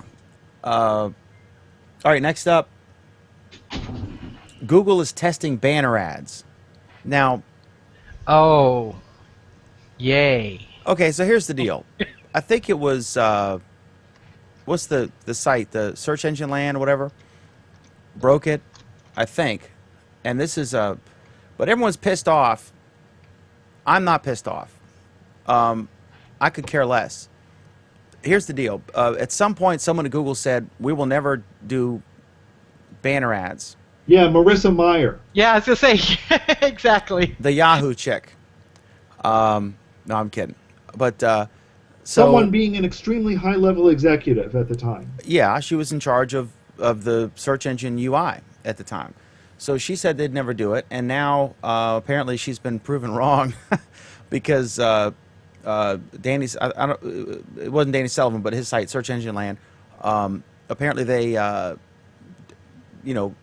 a screenshot of this big giant thing, and I don't have a problem with it. I mean, I don't expect free stuff without advertising. I mean they. I don't. I think this is much ado about nothing. But maybe you guys No, disagree. it's a lot of it. It's a lot of ado. I mean, it's much ado. I don't know what the hell it is. I mean, it's a big deal, and the part of the reason Give why me a it's a good big cliche, Furstenberg. Give me a good cliche. Sorry, go ahead. deal. It's water rolling off a duck's back. Who knows? It's a big deal for a couple of reasons, and one of the reasons is the reason why they switched away from huge banner ads in the first place is because they didn't work. They weren't making money. They were bad. They were ineffective, and they were pissing people off. So creating a new huge banner ad is going to do what? Piss people off. That's right. But I And- don't. How is it and going to pissing piss them people off? And pissing people off is a great way to make money. Look, there's a No. difference, Alan, between you click on something, hot celeb secret.com or whatever link, from one of these things that says, 10 celebrities who, whatever. I mean, just crap like that. And then you get like 17 pop-ups and then a video starts playing with audio. You got to like, oh my God. It's like 10 minutes to clean up the mess you made, right? Well, and that would and, piss you off, okay? And I well, get that's that. the problem, Dan. You know what? I surf porn all the time, and I never get those. I hope you know about the... Oh my God. I Dan. need to give you some tips. There's like a Dan. van from the NSA outside her freaking house. 24/7. Dan, that's exactly the problem. Is that all of the what's the difference between, like- strategies are desperate to find something that people will actually click on, and they haven't figured out yet that making them bigger, louder, brasher is not going to do it. What has traditionally worked is making them more relevant. Yes. And that's why Google did 14 or 15 billion dollars this last quarter in gross receipts, which is not too shabby. It's making them relevant and making them well placed and making people want to click on them. So, What do we have to do to get you to wait, want to wait. click on our link, Pam? I've disabled everything I can find in my account settings for Google. Every single Google service and everything. I have, what's that app that stops all the pop-ups, the AdWare Plus or Ad whatever. blocker or something. Yeah. Ad Blocker Plus. I have all that installed and running, and I have unsubscribed to every single thing that Google offers to make ads relevant. And as a result, I get some interesting ads when I do get them. We're sure. Yeah. And it's saying something to interest Pam. Let me tell you, if Pam finds something odd. Just like wow, So you know what I'm going to try? I'm going to try enabling all that crap, and see if I like it any better. Because I have to tell you, one of the things I love about having a DVR is I get to skip the frickin' commercials. The thing I like about AdBlocker Plus is I get to skip the frickin' commercials, and I don't want to be talked at about buying stuff. You know, But if there's I a need difference, something, Pam. then There's a difference between a pre-roll commercial, which is obtrusive, and or a mid-roll, whatever, and something that's on a side column, like your main content's in the center, but also there, like just like what Google does with a search. If you search for "I'm looking for a new John Deere tractor," Yeah, but you will you find don't all these ads understand. on the side. It I doesn't spend- detract from it. It doesn't. But It I doesn't delay spend you getting 6 what you're hours- after. But I spend 6 hours a day on Google Plus, and you know, I post WTF Japan stuff. So you know the kind of stuff I actually search for. So do you know the ads that I get? I mean, they have nothing to do with something I want to buy. So these are the same people that say they want content and they want to support content producers and they want, you know, these content producers to have big budgets so they can bring out these blockbusters and so forth, and then you skip through and avoid ads. This does not equate. Think about the people that are slaving to put together this content, and please consume their ads and buy the goods so they can keep doing it. So I hear what you're saying, Craig, but I spend an inordinate amount of time avoiding that. Well, I'll tell and you that's what, I would though. rather- that's so- hurting so- the people that are producing the content. You know, Dan didn't let me speak of the YouTube subscription thing while I was blanked out. So I'm going to take 70% of that the fault for that. Are you blaming me? I specifically said Bruce, then Pam. Yeah, I know, and then I disappeared. So Go ahead and speak on this, and then you can pee later. So if I subscribe to something, I got my Depends on. So Oh if my I subscribe to something, I have my astronaut tube. if I subscribe to something on YouTube, I'm willing to pay to avoid the ads. So if they're going to make me pay to see content on YouTube, then there better not be any ads. Oh God, Well, but there's nothing that says there I'd can't pay be $5 a both. month. How there's much would you nothing pay? What is there anyone who wouldn't pay to have no ads on YouTube? I pay. Wait a minute now. Everybody's paying that has cable TV, right? And a lot of those channels have ads on them. So there's nothing that says you can't have both, that you can't pay for the content as a subscription and then also consume the wouldn't ads. do it. I wouldn't That do would it. just be more money for the content producer, right? And so that they can do even a better job producing that content that you enjoy. Pam, would you pay $5 a month? I would pay $5 a month to subscribe to a show that wouldn't run ads on it, and I get to watch it on a regular basis. Absolutely, Do you have cable TV? I do. Basic. Because right now you are paying probably about $5 a month for ESPN, even if you never ever watch it. That's probably $5 a year bill. My total cable bill is $18.99. I have only the basic. Wow. So you're not paying. So $5 a month. what pays the extra is I have a DVR, that's $15 a month. I've got 2 cable boxes, those are each $6 a month. So you know I'm paying the extra for that. And my internet is rolled up into that too. I have FiOS, so I have my cable and my internet through FiOS. So So what's your whopping total? $89.99 Ooh, boy, for internet and cable. that's twice what I pay. Wow, you must be rich. All How right. much do you pay, Craig? Pam, what speeds do you have? Okay, all right. I'm the middle one, not the super fast one. That's I think just for internet I pay $53 or $52 a month for the middle of the Wow. road FiOS stuff. Wow. So For 50 Mbps and for Comcast, plus cable with some digital preferred or something, I'm paying a freaking $153 in New Jersey. well, we used to pay almost $300 because we had Showtime and HBO, and we had the premium package and all this other crap, and I got rid of it all. So I'm paying $39 a month. for your internet. Yep, and it's smoking fast. Any other thoughts on this banner ad topic we're discussing? Oh yeah, we're talking about banner ads. What, Dan? You're actually trying to get back to subject? I'm trying to keep you guys on task, Furstenberg. And Pam, that's my total. Did- That's did- not did- just my did- internet. That's my total. Did anybody actually see a banner ad? Did they actually try? They did a Did screen anybody- cap. Okay, so I mean, I understand Alan saying that it could piss off people, but are we saying this is going to be there regardless of any search screen in Google or What's the if- difference, Sarik, between, seriously, what's the difference between, you type in a search, right? We're talking google.com, right? You type in a search, I want to buy a new pickup truck, whatever it is, and you get some results, buy a new pickup truck from pickuptrucks.com on the right, or a banner ad. What's the difference? One's above, one's to the right. They're the exact same thing.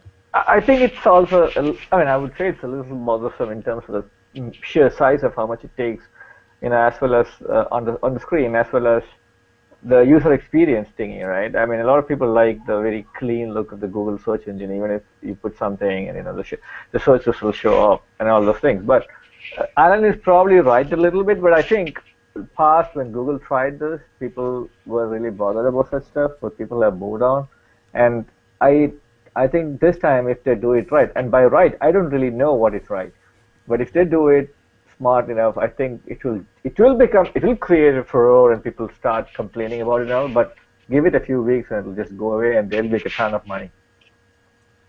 Because for these big banner ads, for example, if Virgin Atlantic, or Virgin America is gonna pay much more money than what small ads they put with Google, right? No. No, they're you forget the one thing that's important about how Google advertising works is you don't pay to place an ad. You pay to get a click. Well, But what he's saying is they might charge more for those clicks. clicks for a banner ad. What is their benefit? Think about it. If it's just a regular ad as opposed to the banner ad, if they're gonna have I don't know, PR problem with that, what do they gain from it? Well, presumably they think they're going to gain more people clicking from it.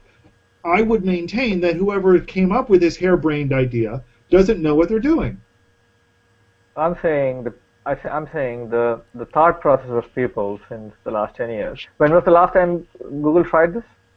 Google never tried this. But I thought you mentioned that they tried banner ads before and then No, I mean the industry tried banner ads before. Maybe they'll do it Okay. right. Funny comment here. Maybe they'll do it right. Oh, that's a good one, Dan. Funny comment from Kevin Bryan. Craig, please support the ads at Hangout 10 and Area Cable. trolling a troll. Okay, so go ahead. Yeah, but John Panker says, I think we should. AreaCable.com is open 24/7, 365. AreaCable.com. And if you like banner ads, you'll love Hangout 10. I think we should discuss telemarketing next. Why is it better that this job is performed by Americans so we can hang up on our neighbors? Paying for high-speed internet is just like paying for the on-ramp we already paid for the internet with taxpayer dollars. I don't know if that's... Yeah, no. I mean, there's an ongoing expense.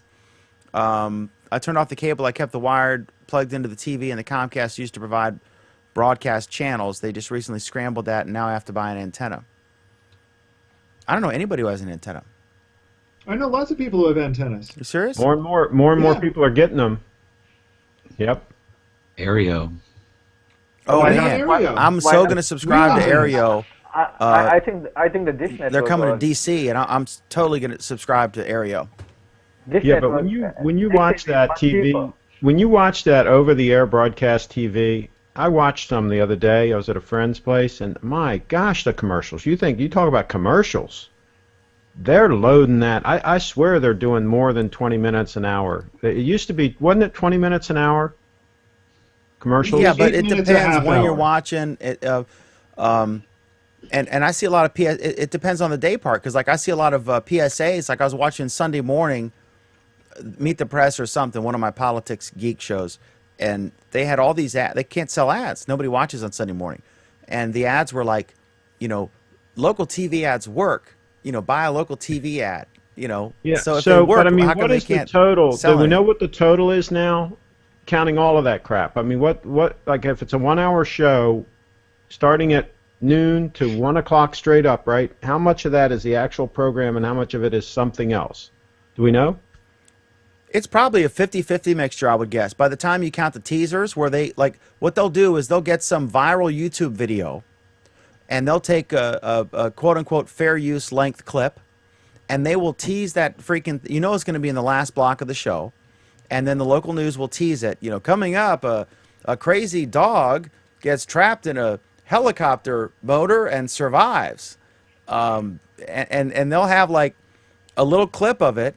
And then when they finally get to the story, it's the exact same clip, and there's no. Okay, but that's like, really why'd you part of the wait? show. The teasers are really part of the show. I'm talking about a regular show, like a regular TV show. Don't they still have those? Craig, for a moment there when you said you see people getting more and more antennas, I thought you are watching PBS these days. Are you? No, but I did watch some PBS, but I was watching just regular TV the other day, Okay. and I just couldn't get over how many commercials, and one right after the other, and PBS? it's been a long time since I watched TV, maybe 8 or 10 years, but I just was shocked. It seemed like to me it was a lot more commercials. Is it just me imagining this, or are there more commercials now than there used to be years ago? I think there's more commercials and there's more product placement, even in newscasts. I mean, like I see, like on the local, the weatherman is sitting there with the weather map, and he's pointing like, well, it's going to rain in Frederick, and you know. And there's like, you know, Coons Ford banner at the top of the freaking weather map, right? I'm seeing all kinds of product placement. I'm surprised, like the anchors, as they're saying, like, you know, President Obama today held a news conference. Excuse me a minute, and they'll sip a brand new, you know, Starbucks beverage, you know, or something. Yeah, they're all whoring themselves out. Yeah. I just want to say I really miss product placement Geritol ads from back in the day. Those were great commercials. I saw product play. I'm on a 24 kick, and I saw this Cisco telepresence. You know, Jack Bauer races in like, yeah. we'll go to the Cisco telepresence room. I mean, it's just blatant product placement. You know, it's really funny. And for the time travelers out there, we have a Fabergé exhibit in 2001. Brute by Fabergé. And you just have to travel back to 2001, and here's 2 tickets. Oh my God. Okay, so we have obviously, if not insulted our audience. Next topic. Oh, I didn't know interest. we had an audience. My bad. Oh, we're in the teens. We'll be in the hundreds in a week. Okay, so Google builds a hulking floating data center. Wait. What's going to happen next week? Are you coming on, like, No, he's naked saying or something? he's saying cumulatively if you add them all okay. together. Oh no! I was like, what's going to happen next week? No, well, no. I mean, most people watch after; they don't watch live. Okay. But we love our live viewers, and these wicked comments are awesome. Please keep them up. Google builds a hulking, like if my arms were a data center, it would be like that. A hulking floating data center in the San Francisco Bay. So, Sreek, can you explain this one for us? I don't know. I think it's just a speculation. There's no confirmation from Google about this, but I think they have these huge containers on a barge or something, and they're looking at having a data center, in the San Francisco Bay. Probably a good location, regardless of an earthquake risk. But if it's a tsunami or something like a tornado hitting, good thing that it's not in the what is that called? The Florida Bay? I forgot. The Gulf. The Gulf, yeah. So. Otherwise, there goes my Gmail, But I'm saying, I'm wondering what benefit do they have in actually putting it on a barge? One thing I understand is cooling, right? I mean, you have no rent, right? They don't have to pay rent. They just have. Oh, yes, they do. No. What do you mean? Because the barge is just off of Treasure Island, which is owned by the United States Navy, and whoever is doing that is renting space. But I still think it's the cooling, the water, right? Yeah, Really? They have to pay rent for a freaking barge? Have we gotten to that point? There's no free lunch in America. You don't know that? Craig, if they didn't, you'd be obstructing a public waterway. I wonder if this is an experiment to one day have data centers out in like the middle of the ocean or something where they're rent free, they're international waters, the NSA can't spy on you, right? So you're saying that it's moored. It's a barge that's parked somewhere. It It could currently- it could currently- Because also if it's not parked, if it's out just in the bay, there shouldn't be any rent. They shouldn't have to pay rent to anybody. it could Well, also but be if it's Craig, if it's just floating around randomly, then the cables that are running to it are a or a navigational hazard. Craig, well, I if didn't you know they were were running cables to it. Craig, It's if a data this center. What the hell do you think they're getting the data to it? Maybe Wi-Fi? satellites or balloons. What about this Looney Tune thing they've been doing? with balloons? They could do it that is this, way. are they going to run a giant cable to it? How are they going to get the data to it? If Yeah, it's they a are. data They center. are running cables. Yeah, it's going to If- be cable. if it is not. Or do you in think the new they've got maritime a bottom- genie in a bottle? See, they Project got this Looney genie in a Tunes. bottle. if it is not in international, I mean, if it's in international waters, I don't know how many miles. Probably Alan can comment on that. But if it is outside, do they actually get tax evasion? I don't know. And say, No. It's First it's of all, like they don't. I don't think they 3 pay any feet. taxes anyway. They're not right? in It's international 3 waters. feet off the freaking island. It's not like it's not free floating out there. Yeah, but he It's- was asking a attached. hypothetical question. it was a Sweet, hypothetical. to answer your hypothetical question, although Lord knows why I am. No, of course they're going to pay taxes to whatever country their ship is flagged by. So, if they're smart, they're going to flag it under the nation that does not charge exorbitant amounts for the ship, and they won't pay a huge amount of taxes. This is great news for the Bahamas and Liberia. Let me tell you. I mean, Yeah, this but is- if you read the story, We're gonna- you'll that's why we're doing notice this, to up one our thing. audience. But Bruce, hang on, Bruce. If we read this story, why would Right. we do that? Well, Go ahead and because tell us what the story actually I says. did read Yeah. the story. In 2009, Google was granted a patent for a water-based data center, and one of the issues about this has to do with sea-based electrical generators for power connection. This barge is just the beginning of what they've got planned, and I don't know, but there's just there's no benefit, I think, in just having a barge in San Francisco Bay tethered to the ground and cables running to it. I think they've got something else in mind, like towing something like this, like an oil platform, like. So- Bruce, one of the primary Google- things about a data center is cooling. Yeah. Right. And It's because of the cooling. Cooling and Google- power. And Free Google, power. yes, exactly. But cooling, Google has a habit of choosing places for their data centers that are cheap to cool. You Well, know. not just Google. Everybody does these days. Oh. I mean, that's why Iceland is becoming one of the reasons why Iceland is becoming a data haven is because it's got cheap electricity and cheap cooling. Now, where does the electricity come from? that's a good question. I don't know either. Well, I on the barge, that's what Bruce was talking about. Part Well, of the there's a patent is diagram in the article on this patent that they were granted for a water-based data system, and it talks about a system that includes a floating platform-mounted computer data center comprising of a plurality of computing units, a sea-based electrical generator in electrical connection with a plurality of computing units. You could generate electricity Wave. just from the currents of the Yeah. ocean. Ah, okay. Yeah. Well, also, if you put it somewhere where there's a lot of waves, they generate electricity with waves now. Absolutely, there's a lot of power there. Never heard about There's that. a lot of power, but I don't think there's enough power to power the to power a big data center. So the real question is, are they going to draw the power from the land?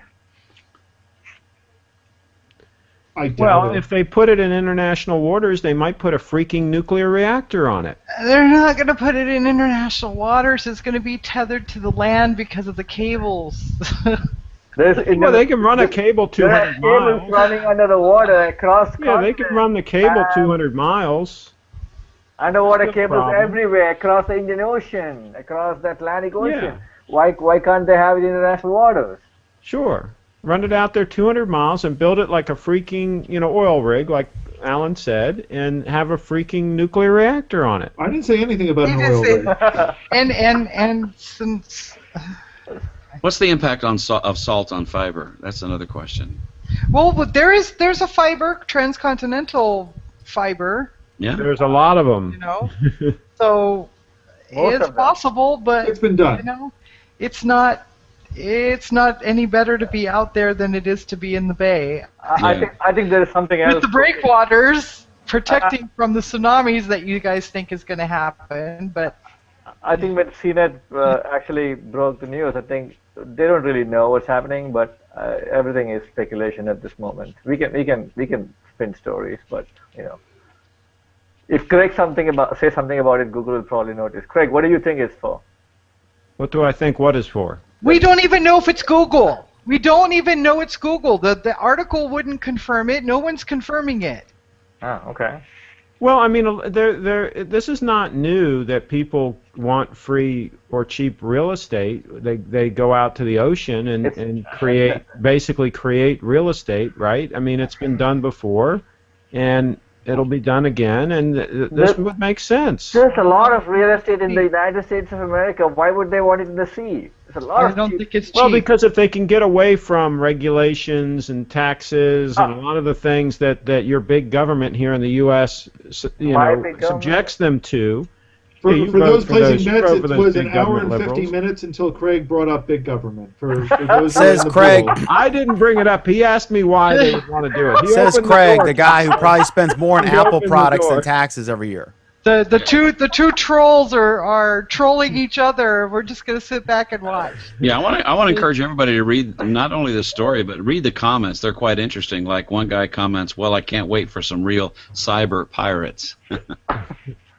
This is like pirate radio. Well, back funny. In the day, No. 80s. Let's get back to that one. Oddly enough, it happened years ago when Sealand arguably declared itself an independent state and then proceeded to set up a data haven there.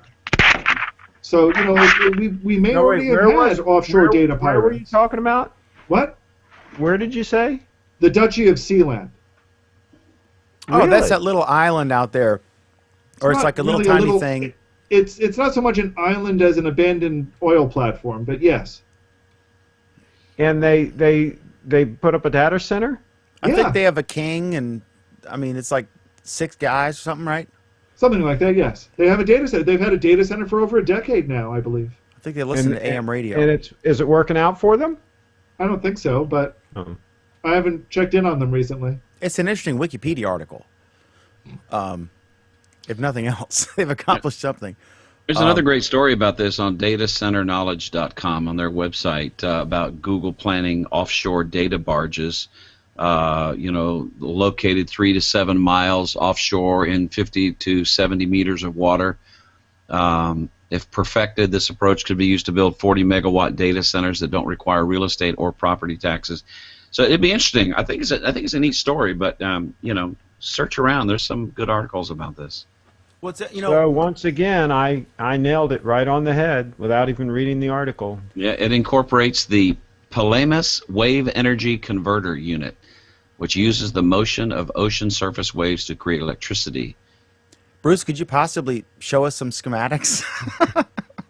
There's No, but schematics. Craig did nail it because he I'm like, made the he could. Sooner or analogy. later, you all are going to start. Look, it's just text. I mean, this is the the website I happen to be on right now, and I don't think they have any schematics, but there's a lot of good information here. So I wonder But the if original article, there were pictures. You can if you went to your own Google Docs thing and clicked on the Bitly link that you make us put in there, and went to that article. that was a dig just then for our viewers who don't know. Wave energy is no joke. It really is no joke. absolutely. Well, Here's Craig may have actually stumbled on something accurate, Bruce, when he made the joke about Project Looney Tunes. Maybe these things are related, because the big thing, you can do a barge all day long, but you're still a target, and you're still not too far offshore. But you could do a floating data center, but for the fact that you can't get the main pipe to you of data. But if they advance Share this versus technology screen. that they're going to learn about with Project Loon, then maybe that's related. Maybe that is in part an experiment to figure out how to transfer mass amounts of data from one point to another point, especially a moving target. Yeah, and after Share- watching share all these versus, episodes of Walking yeah, there Dead, you I go. think you have a better chance of defending yourself against zombies on an offshore rig like this. Now, are you going to be doing a daily a sort of synopsis or rundown on Morning Manna of your Walking Dead viewing experience, Bruce? No, probably not.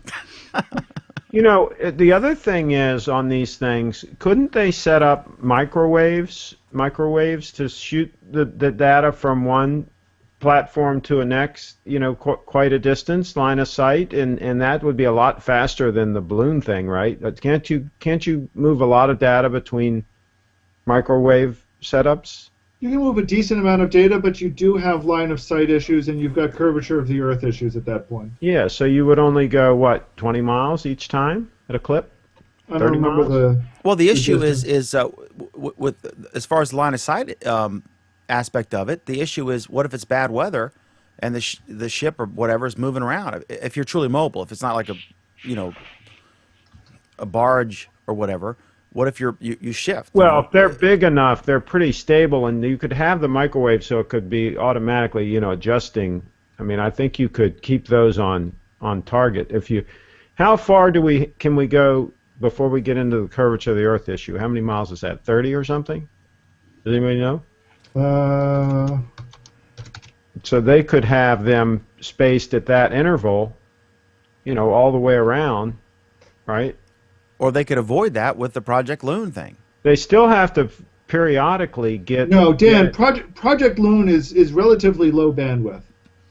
Yeah, they'd have to, but with the super high-speed LTE and everything that everybody's working on, maybe they can make that a lot faster. But at some point, they still have to get it to land periodically and get it to the big pipes. I mean, they can't leave it But bouncing Alan, around. the publicly disclosed aspects of Project Loon are low bandwidth, which I think is an important clarification here. I wonder if these things are tied. I wonder if they're looking at some way. I mean, maybe they're going to eventually try to do No, the reason why I don't 20 think years so down is the road because some sort of international fleet of data centers that are beyond any government's control, and they can shoot data and zip it around, and they're going to innovate with in the Project same way that Loon. they have with other things. Project Loon's got some serious legal issues surrounding it, Which are? which are that they may be doing illegal overflights. Yeah, they've got to do deals with all of these countries that they fly over. But if It's not clear that they need to do deals with all of the countries they fly over. They're skirting around some legal issues, and they may be skirting around them successfully, but it's not clear that they are. There's a lot of international questions about if what they're doing is legal or not. And that kind of boils down to, are these guided, controlled aeronautical vehicles or not, and what is their status, and a whole bunch of other things. So there's some question about it. The issue, though, Dan, is no, these are probably not using radical radio transmitters. They maybe could someday, but part of the point of a Project Loon balloon is that they're using low-cost commercial off-the-shelf devices. That's part of their design. That's part of the brilliance of them. Last question. If you're doing microwave, is that like something... Is there limited spectrum on that? If it's point-to-point, like for example, the most common use, other than heating a sandwich, is when you see a TV station, shooting a microwave. The reporters on the field, live, whatever, and they've got a truck with the long tower and the antenna, and then there's a receiver at the TV station facility. Is that because that's very directional as opposed to like a cell phone, which is omnidirectional? Is this a potential solution to some of our spectrum woes? No. Thank you for that inspiring and motivational response. So it's No not. problem. To answer So one there of is a limited Craig's- amount of spectrum, There's always a limited even amount of for spectrum. directional No, I mean- microwave. Craig, No. to answer one of Craig's questions earlier, I'm doing a quick reading on microwave transmissions to refresh what I used to theoretically know. One of the things they point out is that microwave transmissions over water are kind of problematic because you get water reflection of the signals, and that can cause some serious problems. So it's not just curvature that you need to deal with; it's water reflection, and once you start doing that, your calculations are way. And that probably depends on, though, how tall your antenna is. Because, Oh, everything depends on how tall your antenna is. yeah. But even so, if you're doing it purely over water, which is what you're proposing, you're going to get reflection issues, which will cause signaling problems. I could totally see Google doing this, some sort of crazy experiment just to see what comes up. And they do a lot of crazy experiments, and some end up, in fact, the vast majority probably end up being shut down, and, you know, it was an experiment, and it was fun while it lasted, and c'est la vie, and then others, you know, turn into miracles, so we'll see. All right, so next, Watson. I didn't add this. I'm looking at it, and I see it's in our little topic document. It's called "Could IBM's Watson Put Google in Jeopardy?" And a bit of a pun there. Very this is good. An article That's a good- from Wired. Yeah, this is it's an interesting question that's been raised here, and that's that one of the things that they've since playing Jeopardy. One of the things that IBM has been doing with the Watson supercomputer is training it in a bunch of other specific domain fields. Medicine is the one that they're doing most of their work on. But the concepts can be broadly applied. Is that once you start creating a way to understand the data that you're loading into it, and that's what Watson was designed to do, is understand questions and correlate those questions to data that it has understood. You start asking some questions. You start raising issues like, is Watson a better search engine, a better tool at answering your questions than Google is? And Google's obviously afraid about this because that's what they're moving into. That's what their knowledge graph is all about. Any thoughts on this from anyone? Well, Mueller. I think. Go ahead. And I think the medical part you mentioned was cancer diagnosis, and I think Watson already proved that it's more accurate, around 60% or 70%, if I read the article correctly, in terms of being able to diagnose. Now, in all honesty, in terms of diagnosis, right? You basically, I'm not a doctor, but you're basically looking at symptoms and various test results. And if anybody has watched House MD, differential diagnosis, you being able to look into a ton of symptoms and do something called differential diagnosis. The same symptoms can occur for multiple diseases, and the real differentiation could be one small key factor. So I'm saying Watson, it can't be called an intelligent system because its ability to think is mostly how you feed its data. But to answer Alan's question, right, it is actually the fact that it won Jeopardy, and the ability to contextually arrive at a solution or a Jeopardy question really puts, and I don't know, IBM is going to make this a commercialized, I'm not saying commercialized, but what if IBM put this up on the web, and you can do a voice chat with Watson, or you can even type a question to Watson, and then it started giving you better search results than Google, right? It is Sreek, stop for a second. Yeah. Part of the trick is that it's not necessarily going to give you better search results. It's going to start giving you better answers. Yes, correct. Exactly. And that's the difference, and that's the holy grail that everyone's now working towards. And that's Google also working on it, right? If you go to Google voice search, and if you ask who is the president of the United States of America, it's going to say Barack Obama. And if you click, I don't know, people who have not tried this, please try this. Go to Google, click on voice search, and ask for the president's name. It's going to give you the president's name, and then as a follow-up question, just ask, how old is he, right? It already pre-calculates that there is going to be a possible chance of you asking a contextual question and answers. It's not just about the next question. You can ask like 5 questions after that. How old is he? You're not even talking about Barack Obama there, but it is able to figure that out, right? So that's what Alan is talking about at a very low level, I guess.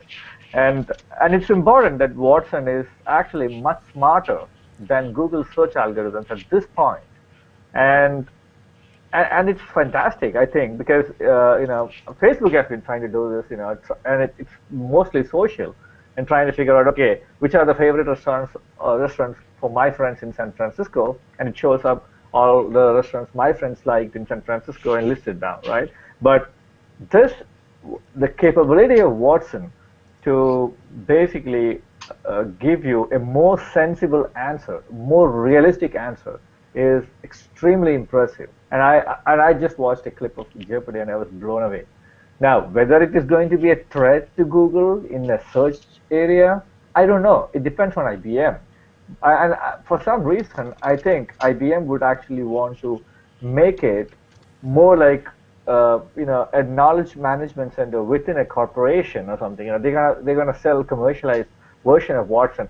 Trust me, they're already doing this, and I can't tell you where, when, etc. They are approaching companies and saying that the entire information management system in your company we can enable on a Watson backbone.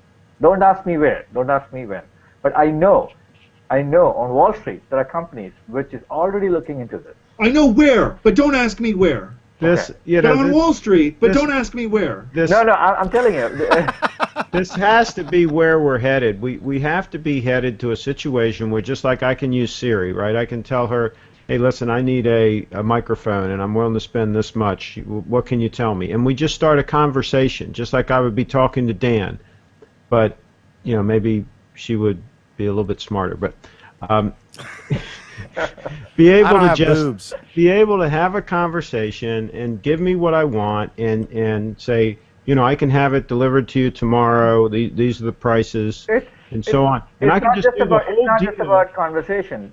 It's not just about a conversation or a very generic query. It's not about that. It's about I don't know, Alan. Is it right to say that it is very linked to the semantic web? I'm not really sure. It's entirely linked to the semantic web. Yeah. But my point is, it is a conversation. I'm having a conversation with an entity, okay, whether it be Siri or whatever. In your and- context, as a human being, it's linked to context. But semantic web is more about machines talking to each other, right? So No, stop, Sri. She No, can no, be no, talking no, to no, a whole no. bunch of machines. I mean, she can do whatever she wants. She's my assistant, right? I'm just telling her this is what I want, this is what I need done, whatever the situation is, and then she can help me with it. This way I don't even have to go to Google search, right? Google search is totally disintermediated. So they've got to be quaking in their boots if something like this is potentially coming down the road. I think it's going to be the evolution of search as we know it. And Alan, I know what you're going to say, and I agree to that ahead of time. Go ahead. About the semantic search being machines talking to each other. It's not. I mean, the semantic web isn't about machines. It's about people. It's about how people see data today and teaching machines how to see that data. And right now, Right, a lot of the right. semantic web involves putting in extra information so the machines can understand something the same way that people can. And what Watson Correct, but- demonstrated is that you may not need to add that additional information in. Well, how do we know that the data that Watson is actually handling is already not in the semantic web format, right? I mean, you're talking about the data sources for Watson, right? Well, we know this, Rick, because the way the questions that it's asked are not asked in a semantic format. Part of what's done is that it understands how questions are asked. It understands the semantics of the question, and that's part of understand, the genius of Watson, so to speak. Yeah, it is incredible. I was completely blown away, trying to figure out its capabilities. Right, it's amazing. It is almost like it has got a real intelligent brain, though probably not like consciousness, right? But and is it like a learning engine, or it can only learn from what it's been fed? Can it access data sources which it wants on the fly and figure out things? I don't know. Well, here's an example. It's only currently it's restricted by what it's fed, and they've had problems with this. So, for example, at one point, they wanted it to understand more of how people use slang and jargon, So they fed it the Urban Dictionary. And that was a mistake because it now learned a whole bunch of things Which that were not necessarily useful to what it was being asked. it figured out, it learned a lot of bad words very quickly. Well, it learned a lot of bad words, and it learned a lot of bad connotations of those words, and it learned, it basically. But it's not a bad thing. It is a bad connotation, but it's a real thing, right? Well, it's only a bad thing because the way that people may have been asking it questions, it was now going down false alleys because of what it learned. Hold on. Slang is actually the toughest area of semantic web, right? It is easy, I wouldn't say easy, to understand the natural language processing. And if you take it to the next level, think about this. To understand a machine, to be able to interpret and understand and correlate, associate with people. Brooklyn accent. The problem, though, Sariq, is understanding when somebody is using slang and when they're not. I understand that. Well, And so teaching it a new set of language, and teaching it basically a new language, it became unsure when somebody was speaking in this new language versus this old language. I agree to that. At the same time, in a country like India, where there are 200 languages and 6,000 dialects, right? I can't hear you. Did you say something, Alan? No, I'm talking to Dan. Okay, so 6,000 dialects, right? The same language can sound so different in the same state if you go from north to south. Now, natural language processing, if you're just going to look at it as, not regional and not dialect-wise, but Watson, if it's capable of doing that, Brooklyn accent versus Philadelphia accent, and still figure out, right? It's amazing. And I don't know whether it can yet, and that's what my question about, is it a learning engine as such? And to my understanding slang is much more difficult, and figuring it out, right? What it's like. Think about this: a guy from India with a heavy Indian accent like me trying to talk to somebody in Brooklyn, and how machines can figure that out. It's amazing. Dan, you were if they can figure that out, that would be amazing. Yeah. Wait, Sariq, you have an Indian accent? No, I don't, Dan. Do you think I have an Indian accent? I don't. No, he doesn't. All right, we're good on this. So we all agree. Okay. Next up is a related topic about Bing, and this is actually a few weeks old, but it's a good story. I don't think we ever covered it, and it's basically talking about, or we never referenced this particular professor's theories or analysis on the Bing It On challenge. He's basically saying it's BS. So. Well, no. Let's understand something very clear, Dan. You've been saying it's BS too. He's backing the fact. He's backing his analysis that it's BS with actual studies and numbers, as opposed to our opinions here on this show. I mean, I'm just telling you, like, nobody bangs, I don't need a scientist to weigh in to verify that, but I'm glad that they did to indeed verify what he's that. Statistically saying is that Microsoft is lying. It's not even that nobody uses Bing; it's that they're lying about the fact that Bing is better. So what he did was he basically observed that the original study that Microsoft did on this only involved about 1,000 people, which is a relatively low sample size. As he says, it's a pretty low sample size to bet a huge ad campaign on. Then, to top it off, he then went and ran his own set of experiments, both using suggested terms that Microsoft used, and ones that he chose, and ones that the people participating in the study chose. And what he found was that at best, it was about even. And this is using the terms that Microsoft suggested. There was basically, statistically, no difference in the results. People were finding the Google results about as good as the Bing results. The difference, though, is that when they went and used their own terms, they were finding Google was somewhat dramatically considered better than Bing was. So Microsoft has never released further information from the Bing It On challenge to say, hey, now that we actually have this website, we've collected 1 million more hits, and we can still prove that Bing is better than Google. It couldn't do it. To quote Roger Thornhill from Alfred Hitchcock's North by Northwest, in advertising, there's no such thing as a lie. There's just expedient exaggeration. I'm shocked that advertising might not be truthful. I'm shocked that there was gambling in this establishment. Absolutely. Yeah. Microsoft is sleazy and straight up, and sleazier than Apple. but that doesn't mean that on a basic search, where put a zip code in and say car dealer, that you might get a similar result from Bing or Google.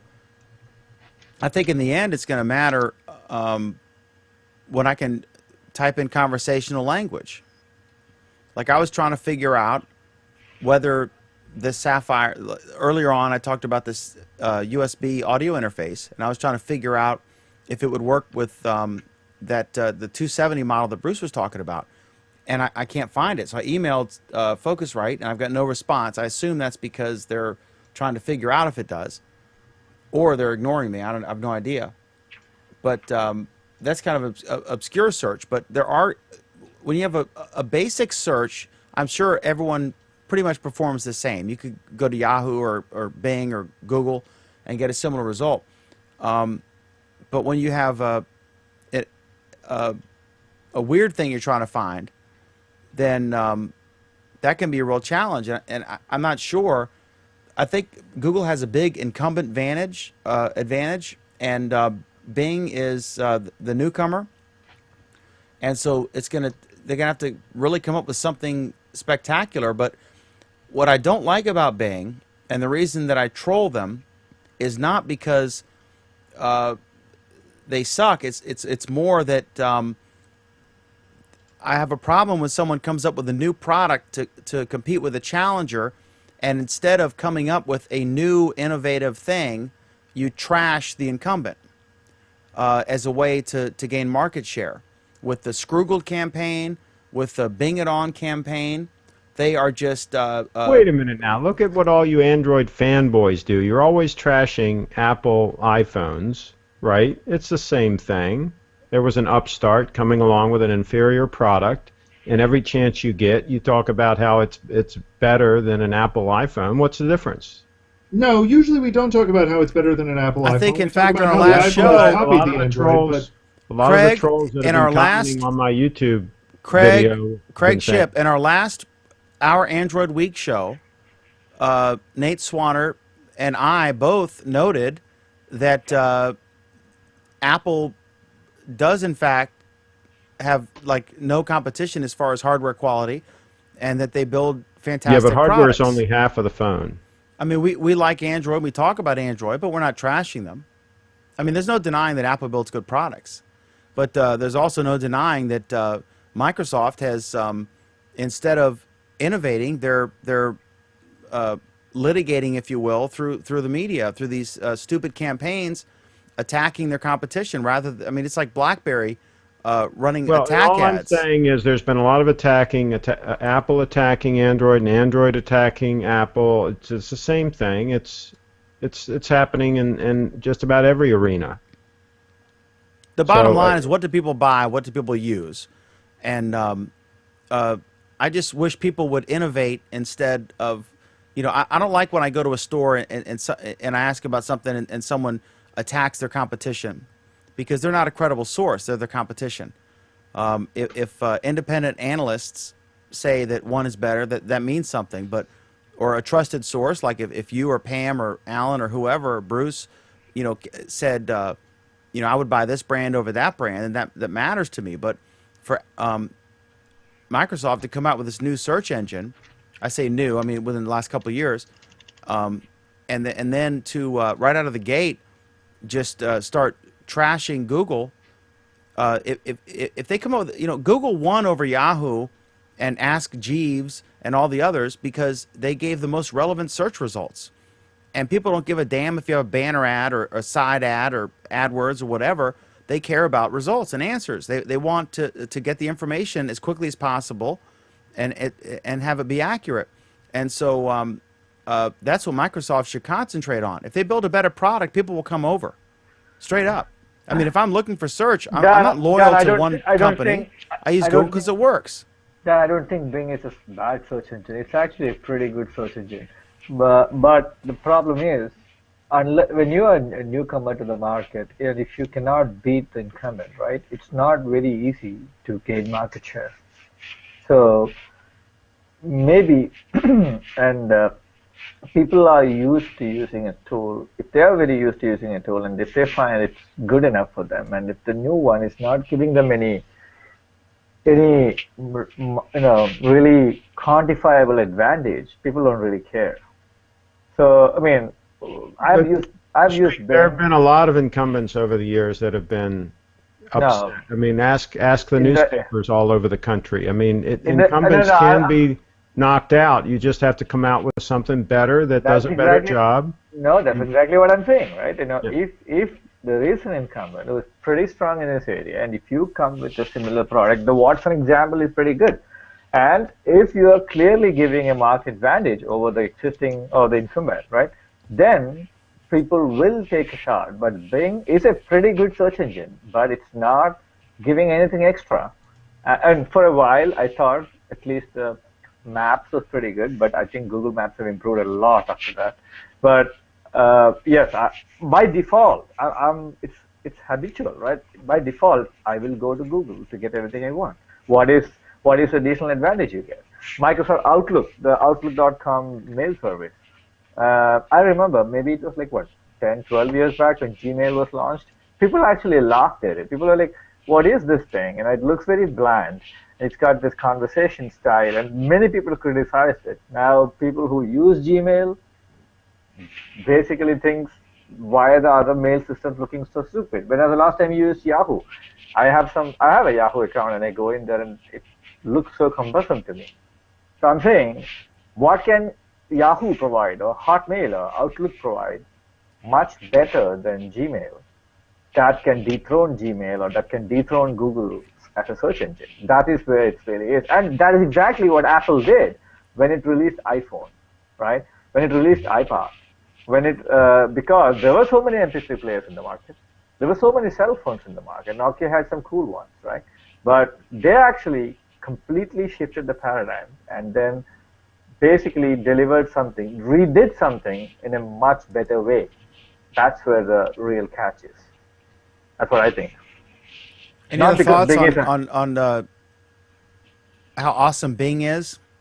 It is a pretty good search engine. We all agree. I think we all agree. Have you tried it, Dan? Yeah. But I understand your problem with Microsoft strategies in terms of, trying to do all this. Bing is I mean, look, if Google didn't exist and I had to use Bing, it would probably be 90% as good, I would guess, in most basic searches. I just have a problem with their sleazy tactics.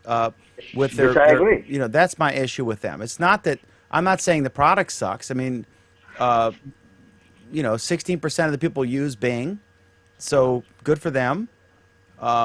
It's the same thing with Apple for me. I love Apple products, but I don't agree to the Apple company's strategy of suing every with saying, "Oh, you copied this." That is way overblown. Yeah. I mean, that is. No, it's not. It's not. It's a bullshit strategy. All right. Okay. Next up. They do very little of that. I mean, they don't do any more than any other big corporation. I mean, that's such a red herring. Well, I still think that is probably one of the PR problems as well. They can't stop this, right? They can't stop Samsung or any other company by just litigating them. It's not going to stop there. So the better way is to improve yourself as opposed to try to stop Nexus, or I don't know what that, Galaxy, I don't know, S3. I don't even know most of the Android phones. They don't work that great for me. And then that doesn't really mean anything. It's a very, very small percentage of their revenue that they spend on lawsuits. It's Well, very small. because they make a lot of money, but I think it's again a BS strategy. That's why I hate them as a company, but I love their products. It's expensive, I agree, but I'm okay to shell out that money to get a better. I'm using a MacBook Pro laptop. It's 2.5 years old. If you see it, it looks brand new. I have a Dell laptop over there, which I've been using for 1.5 years. It looks like trash, and I've been using this much more than that.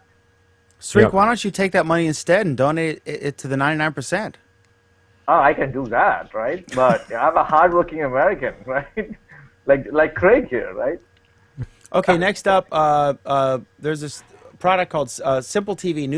They have new pricing, and this caught my eye because I was trying to figure out what the purpose is. It's a DVR for cost cutters, Cord cutters, cord cutters. I'm sorry, and which are cost cutters. right.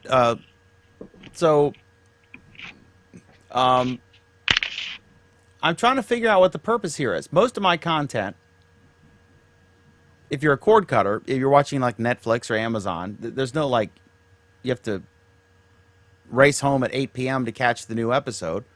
But there's the multiple device thing. But then at the same time, I can watch Netflix on all of my devices, my Nexus 7, my Note 2, my computer. I can stream it to my television with my beautiful Chromecast device. And I'm trying to figure out, what do you guys think about this? Is this this latest news about some sort of TV box DVR thing? Does this intrigue anybody? Is this something you would Who buy? put the story in? Huh? Who put the story in? I did. Well, then why don't you talk about it? I just did. I said Oh. I think it's. I think we all agree then.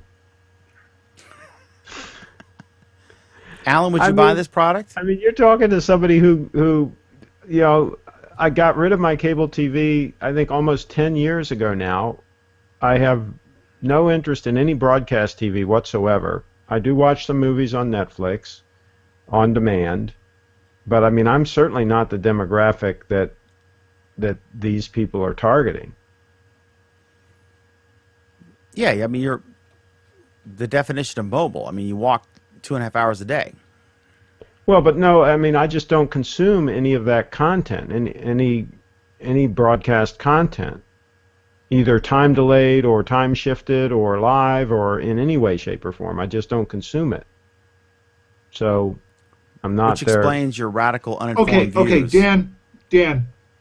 It took me a few minutes to figure out what this device actually is, which you kind of omitted in your explanation, because you kind of already, at least once in the show, kind of discounted these people from existing.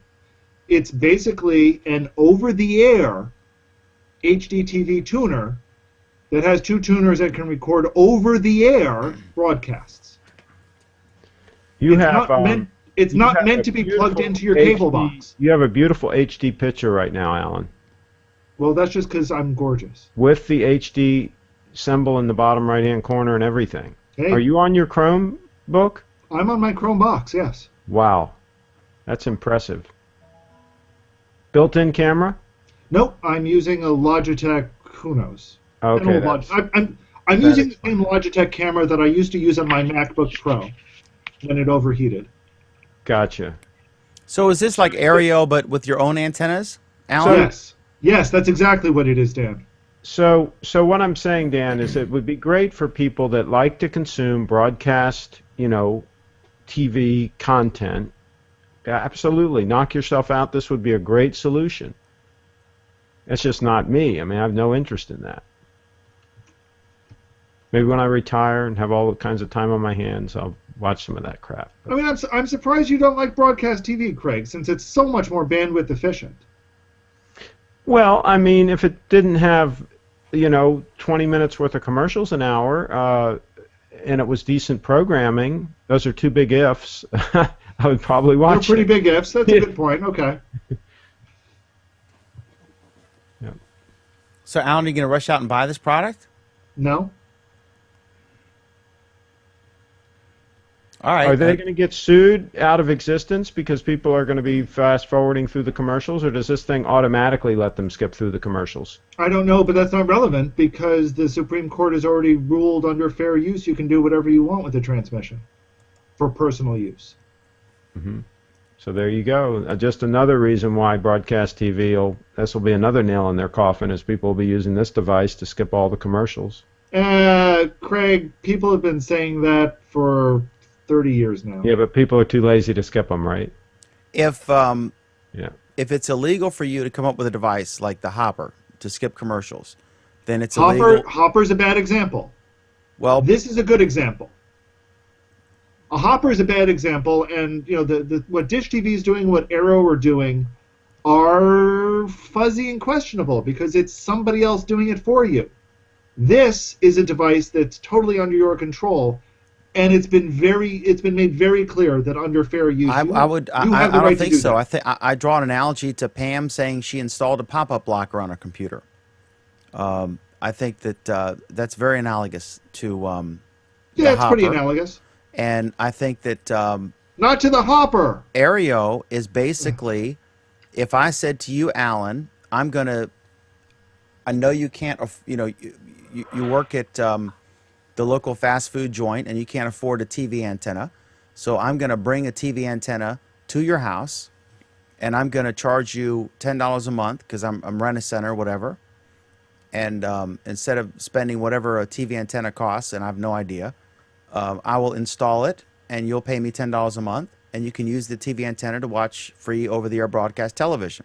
I see no difference between that and what Aereo's doing until you get into the peripherals, and you have the right to do those anyway, because the Supreme Court has held that you have the right to consume local broadcast television, and you can do so remotely, and you have the right to record it and play it later for private use. Dan, my point was more that I didn't want to get into the legal quagmire of the legality of Arrow and Hopper. I wasn't disputing the legality of either. I was more pointing out that this device avoids those questionable legalities because everything associated with this device has already been settled. It has been settled law for 30 years. So I just failed. So on we that all task. agree. We all agree. All right, next up is our favorite Android fanboy, Craig Ship, is going to tell us about some cool new things. The device I was talking about, just got a comment asking about that. Go to simple.tv, simple.tv, and later when I post this show and update the live stream you're watching now, I'll have the actual all the links to all the stories we're talking about. It's simple.tv is what you're looking for. Okay, so next up is Craig. You have some new gadgets, and Alan, I think I messed up your time code. I apologize if I did. Or, no, I didn't. I guess it's just long. Okay, So Craig, you have some new gadgets. yeah. So tell us what you just bought. You bought the H1, but first I want you to show us your legacy, awesome Sony things, which not only are lavalier microphones, but actually pick up a nice radio signal. That was weird. He was testing this. He's got these things from 1969. I'll just intro this real quick. And he has his microphone there, and then he had this lavalier, and these were all the rage. Like the Walter Cronkites of the era would wear these if they were on remote, right? These were like high-end Sony mics. He's got 4 of them. He bought them when he was 22, so we're talking 1930 or so. Before that, actually. Yeah. So anyway, then he tried to put it on his shirt collar, and it was like this. And then you started hearing. I heard a baseball game being called over the freaking microphone. You know, So that's probably because I was touching it. It was probably using my body as the antenna. now that I something was think going about it. on because Pam heard it. I think Alan heard it, although Alan's had some technical difficulties, so he may have missed it. But I swear to God, we heard a live sportscast over your freaking microphone. It was the craziest thing. So anyway, give us a quick show and tell on those microphones, and then describe what your reasoning is, why you bought some new stuff in the last couple of days. And Jeff Bezos and I thank you for this presentation because this is interesting. Okay, so here's the metal box that the mics came in, right? and they still sell a newer version. This is a ECM50, I think it says. Can you see that? I don't know if you can see that or not. And that's from 1969, right? They started in '69. These are from the mid '70s. So there's the cord. It's actually a 10-foot cord that came with them, and then this XLR plug here, a battery goes in it, and here's the little battery that goes in it, right? And then what's really cool is here's the mic. I don't know if this will focus in. Maybe I put my hand behind it. Is that focusing in? Yep, we can see it. Okay, so these clips are chrome, and they're really, really well made. And then I also have clips that are actual tie tacks that you stick through the tie, right, that are also chrome. So they're kind of cool, retro, and they still work. I tried them. I tested all of them out. Notice this is leather lined, the box. I tested these out, and they still work, but we're all wireless now, right? Everybody's going wireless. These are wired, okay? So you're not going to, in the field, you're not going to use wired mics. So Dan and I have been talking about this for days and figuring out what's the best way to do this. And I have a Zune H4n, but it's too bulky. I don't carry it with me. So if it's not with you, it's useless, right? It's just like a camera. If the camera's not with you, it can be the best camera in the world, but you know, you're not going to use it.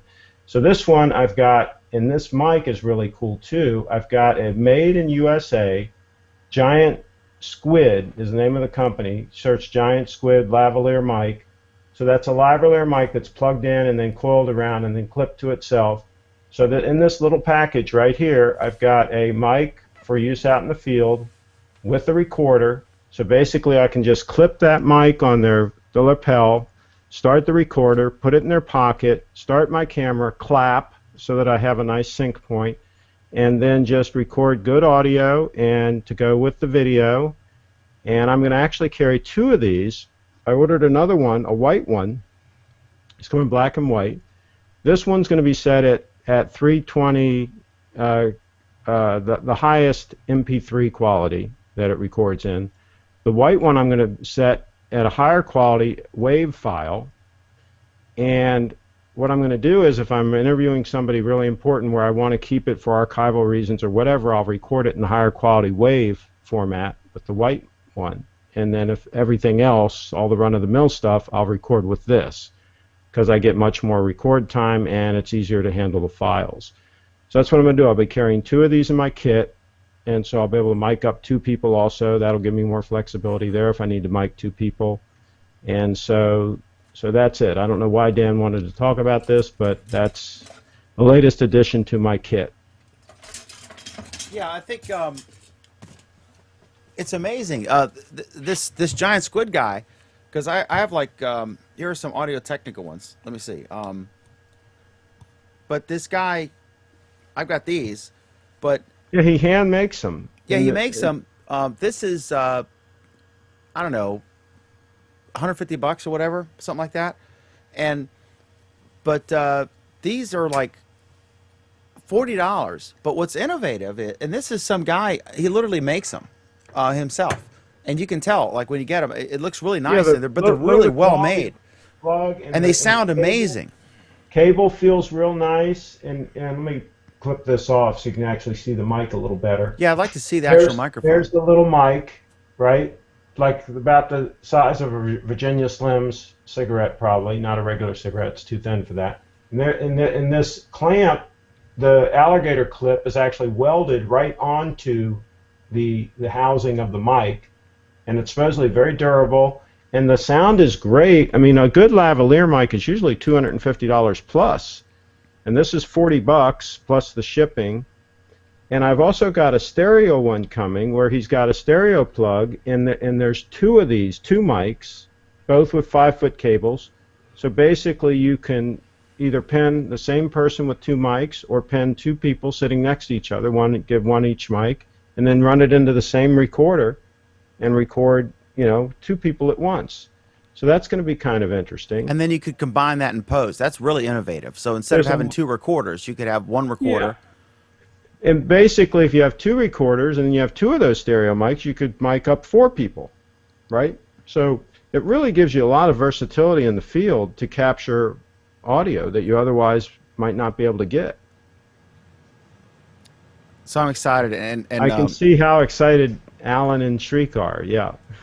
okay. So, any comments on Craig's Amazon purchase gasm this week? So, Craig, this is a microphone? The what you see coiled around there is a lavalier mic with a 5-foot cable. So basically, you would pin that on them, and then you would hide the cord, and you put the recorder in their pocket or something, right? And start it recording. And then you start your video camera, and you shoot the interview. And theoretically, you're getting much better audio because they're mic'd close to their mouth as opposed to using the mic on your camera, which is going to sound terrible. So that's the whole reason you do this, is just to get isolated audio. Craig, I understand this. There's just one thing I'm a little fuzzy about here. So this is a microphone? Okay, so anyway, the Earth Hold on, rotates. 1 second. Why would you want to put such a big thing in your pocket? You know, I'm just. If you've got to think about that one, Sri, we need to get Pam to talk to you. Oh dear. Okay, so You really think this is big, Shriek? okay, I don't want to get We need like. to talk. That's something you don't admit. All right, I don't want to get on TMZ. And at 2 hours 40 minutes, we have officially gone off the rails. If you're talking about putting it in the pocket, yes, it's big. Oh dear. Okay, having lost complete control of my program. Next No, up. this is a good point. Craig, can you do us a favor and hold up your gold iPad 5S next to this so we can get a good size comparison here? And could you, while you're doing that, if you could list your URLs again? An iPhone 5S, which I just launched by touching my thumb to it. You can see it's actually a little bit. The mic is a little bit taller, and of course the mic is thicker. We know how thin an iPhone 5S is. But this dimension. We can't see how long the microphone is. Can you hold the microphone a little higher, please? Wait, this is a microphone? There you go. There's a size comparison for you. The mic is actually fairly small. It will fit in just about any, pocket. So if it won't fit in the pocket, you could let it hang behind them. I mean, as long as you don't see it in the shot, you're okay. So pocket rocket, if you will. As a matter of fact, you could let them hold it in their hand. They could hold it in their hand because you're only going to shoot from here up. Are they allowed to hold it in your hand? It's not too big for them to hold it in their hand. Oh, now you are coming back to the size question. You brought it up, Sri. It gets lonely in Thermont. It's a shame Pam isn't here. Oh my God. We've lost all of our underage viewers as their parents grab them away in terror. Okay, so next up is this fun story. I'm just going to read it because it just, oh my God, it's so funny. Because nothing else we've talked about this evening is fun. No. At all. Exactly. We're quite boring, actually. So Senator Ted Cruz, tonight. who's the famous guy who did the filibuster against the Affordable Care Act, also known as Obamacare. But this is kind of a tech thing. This is funny.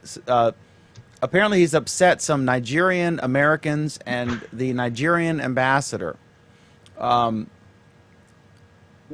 A Nigerian American organization wants to, this is from the, let me share my screen here while I'm doing this. A Nigerian American organization wants a Texas Republican to apologize for comments he made Monday about the problems with the Affordable Care Act website.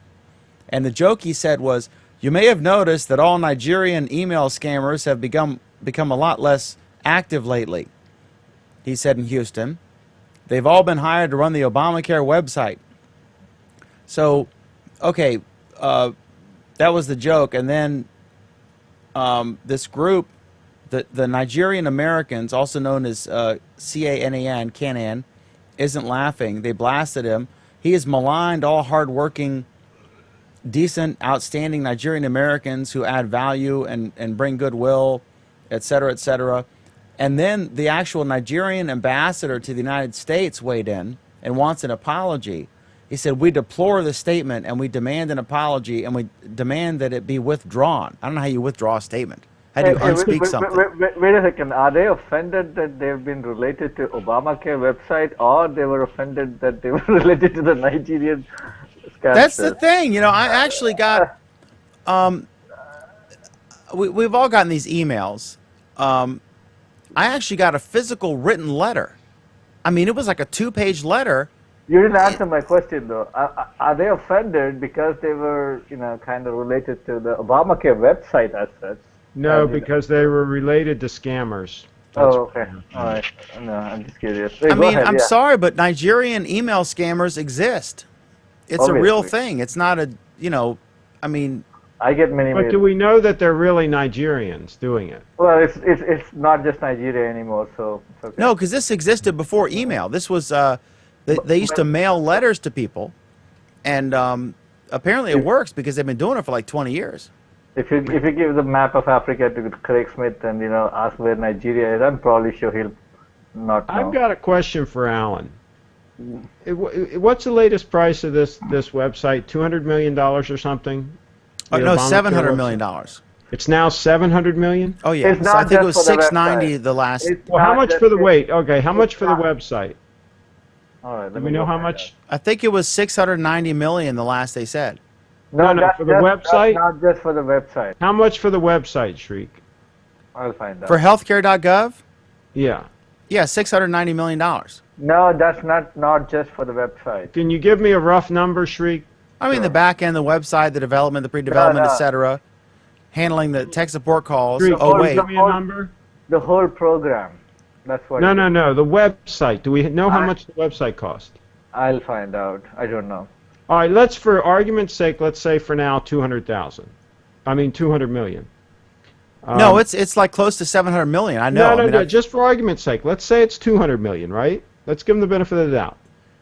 Alan, does it make any sense whatsoever? I mean, you knew a little bit about developing websites, right? 88 million. Does it make- 88 million went to the CGI federal company. The company awarded a 93.7 million contract to build. $100 million to build that website is a lot Okay, of so money. 100 Forget million. it. Okay, so no, let's that's use- wrong. That's wrong. I'm gonna. Okay, I'm gonna so let's use No, the this is 100 from- million number for now. That- Let's just, I told you, $400-600 million, $500 Okay, million is the but- total cost of the but program. wait, for- Let me complete. $100 million itself is a lot of money to create a website. okay, but let's wait. Hold on one second. I want to just ask Alan a question. Let's assume $100 million. Does it make any sense at all that it would cost $100 million to create this website? Yes. Okay. I'm Okay, just flabbergasted. Let me. I don't think it's about the website again. I think it's also about setting up all these exchanges. Like, I don't know how much actually. I disagree. Well, that's with, what I would like to know is how much just for the website. I think $100 million is very high for that website, and I disagree with Alan. Okay. And why would you say it is? Well, actually, if Okay. Alan was Hold on. making it, he I would say, want to- great, 100 million's great, right? I want to understand Alan's rationale behind that. Yeah, Alan, can you explain? Why? Well, let me ask you something, Shriek. Let me phrase it this way. Let me take a step back first of all, and say what I said on Monday night's Our Android Week show, and that's that I would never ever criticize another programmer for incorrectly picking up on scalability issues. Scalability is a tough problem, and I've had a lot of rollouts where even when I thought I had handled the scalability correct, when it went live, the system melted down. I am with you on that, and I So, know perfectly what you're saying. I'm not going to be criticizing them on that. Second, I will say that, I'll be honest, I don't ever have a really good grasp on cost of development for a lot of things. That's not my field. There's a reason why I don't do cost of, why I am not part of the cost team. And that's exactly my point. I do a lot of planning, estimation, and budgeting and costing everything on a day-to-day basis.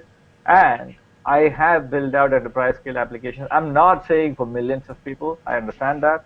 But even then, I know that the websites which I worked on for enterprises, which can be scaled to, I don't know, maybe 10 million people, without spending $100 million. That I can guarantee you.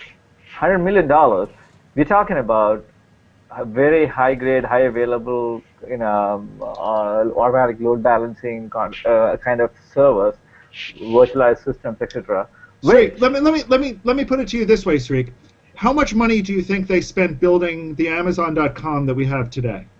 It's an evolution. It's not just one thing they built and then it's there, right? How much did it cost to build the Amazon.com that we have today? Amazon completely runs on the LAMP framework. So if you talk about technology cost, it is mostly the amount of money they paid for software as such, can be very little. But if you're talking about the data center infrastructure cost, I would say it's a lot of money.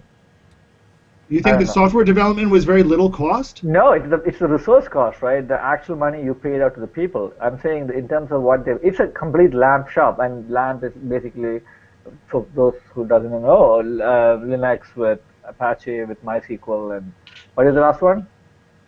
P? It's either Perl or Python or PHP, depending on what decade it is. Right. So, and I can say this because my friends are in very high positions in Amazon, but at the same time, if you look at the Amazon Web Services and the amount of money they spend, and as well as the money they would have paid to people to get this done, that'll be a lot of money. But I'm saying, in terms of when did they start working on Obamacare website?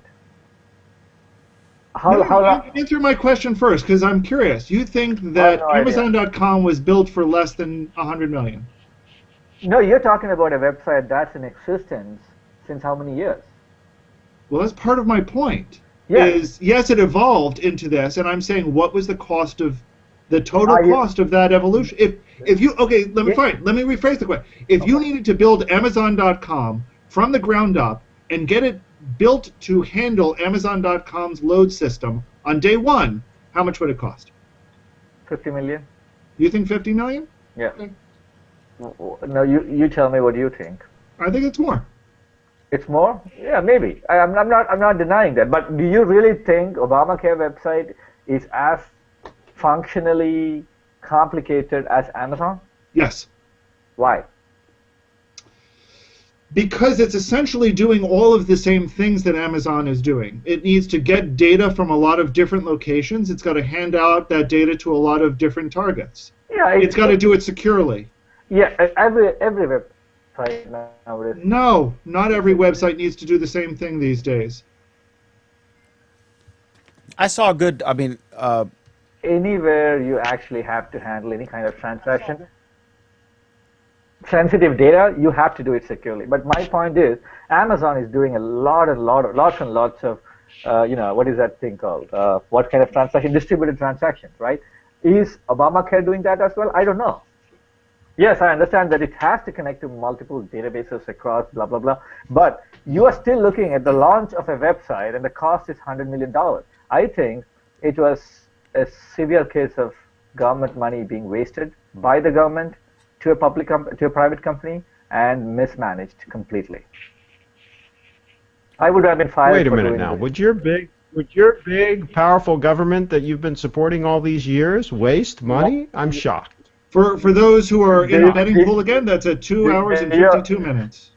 Do you understand that the Congress is ruled by Republicans and they are also part of the government, Craig? Absolutely. They're corrupt as all get out. Okay. Absolutely. So who do you want to put in there? You voted for a congressman last time who was a Republican, right? Why didn't you change that? Sreek, absolutely hang on a second. Sreek, have you not been watching this show? Do you I try not to when I can. Do you really think that Craig is going to not blame both sides of the aisle for this? No, Really? I don't. But I'm blaming Craig because he's a Tea Partier, obviously. And then I'm he's not also a Tea Party guy. You are a The Tea Party guy. people are corrupt as well. They're corrupt as all get out too. Then who do you support? None of the politicians, none of the lawyers, none of the insurance companies, they're all corrupt. Yeah, obviously, you don't need a government, right? But I'm saying... Yeah, I need a very small government. Very, very small. We've tried big, right? Big isn't working real good. Let's try real small and see how that works. It's not a bad idea. Actually, like anybody else, I also don't want to pay a lot of taxes. I'm very honest about that. Why should I pay? But at the same time, your whatever is protected by one of the strongest militaries in the world, and then obviously you living in the United States of America doesn't really know what the hell is happening outside. You can say this because you're inside this country. You say this if you're living in Egypt, then I'll let you answer that. Okay? Dan, do we have any comments from our user Do or we have viewers, another please? topic? I can try, but this thing hasn't updated since like 20 minutes ago. Are we having technical difficulties? It's Big Galvin. It might be time for a break. This show is brought to you by the Hangout10.com network. Oh my God. I'm gonna give. I don't know. I'm not gonna comment on Hangout.com. Yeah, we'll Next see how this topic. goes. I saw one comment that said, one congressman, and it was a fair observation to make, except it wasn't. He said, Amazon doesn't break down on Black Friday, and eBay doesn't, break down on a big shopping day. So, but if you looked at Amazon.com and eBay on their very first opening weeks back in the day, if you look at an old ghetto picture of Google on their first debut. But that said, this was, very expensive, big government money funding this thing. The actual president of the United States was endorsing it, and with the full backing of the government to produce this thing, and then it's this epic fail. I mean, it's an IT disaster. You can't blame the president of the United States for the government giving a 500 million or 600 million contract to a company to build this. It is not the president of the United States directly handing over a contract. This thing, Craig is correct about the fact that this thing is done by the entire government, whatever you call it, right? And it is corrupt end to end. There is no doubt about that. You have to realize that, and this is the last thing I'll say on the subject, you have to realize that government Don't give me hope now. government workers and government contractors and so forth are not used to being real productive and are not used to being efficient. No, it's not They're about not used being to making productive. Sorry, deadlines Craig, and so forth. Craig, I take personal offense to that, and you're wrong. Well, anyway, that's my observation. I So do I'm too. not- As a son of a, I'm not surprised it'll be over budget, and I'm not surprised it'll be delayed. I mean, these things, this is normal.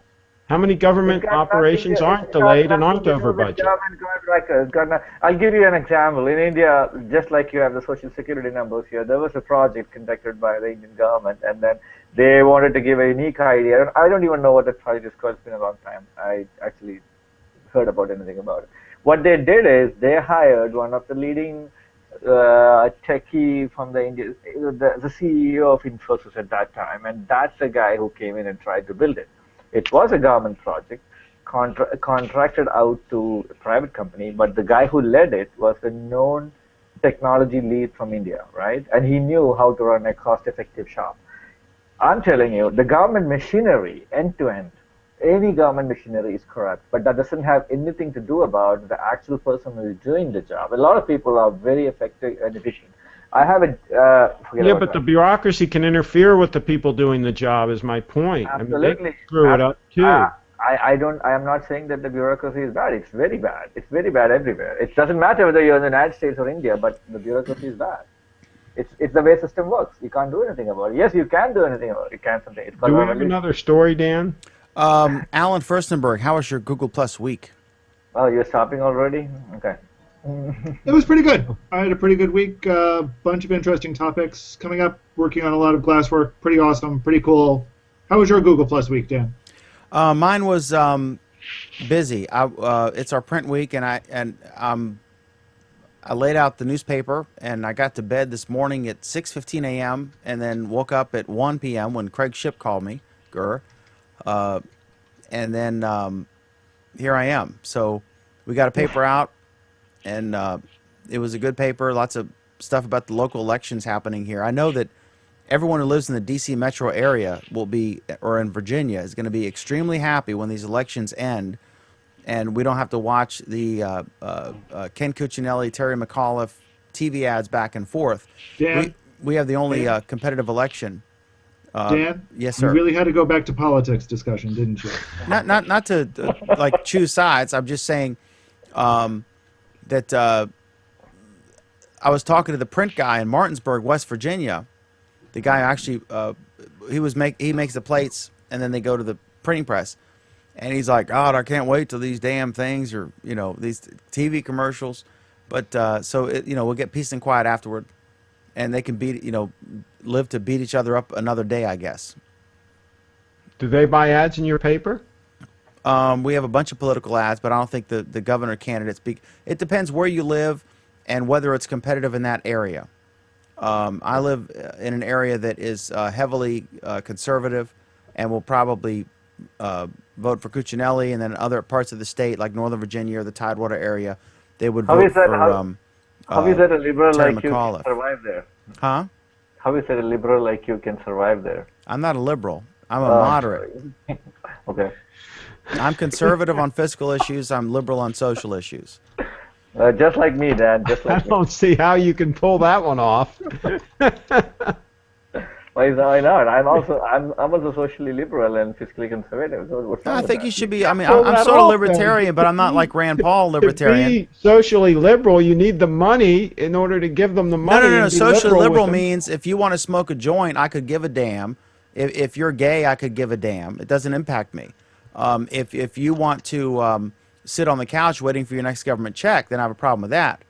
Oh, you would have a problem with that. Absolutely, yeah. Oh, then I'm I just a wouldn't common go. sense, You go. pragmatic American. If you want a tax cut, if you're a corporation and if you want an undue tax cut, Your yes, I would have HD a went problem with away, that too. Drake. Your HD went away. You No must be shit. losing your bandwidth. Even in HD, it's hard to understand it, but when it degrades, it's really a trying experience. We're gonna have to get you that subtitle machine, Sreek. I don't know. I think my internet is the Hangout itself is creating problem. I'm getting 15 Mbps speeds now, but I still can't. The Hangout is hanging. I don't know why. Anyway, so Craig, how was your Google Plus week? I don't really do much on Google Plus. Other than the hula hoops? I mean, I uploaded a video today that took forever. I had to try it 4 times, and then I finally got it uploaded, and then it took a while to process, and I finally got it posted. I did post that on Google Plus. So I post some of my content on Google Plus. It gets no activity, but I just keep doing it. I don't know why, but that's been my Google Plus week.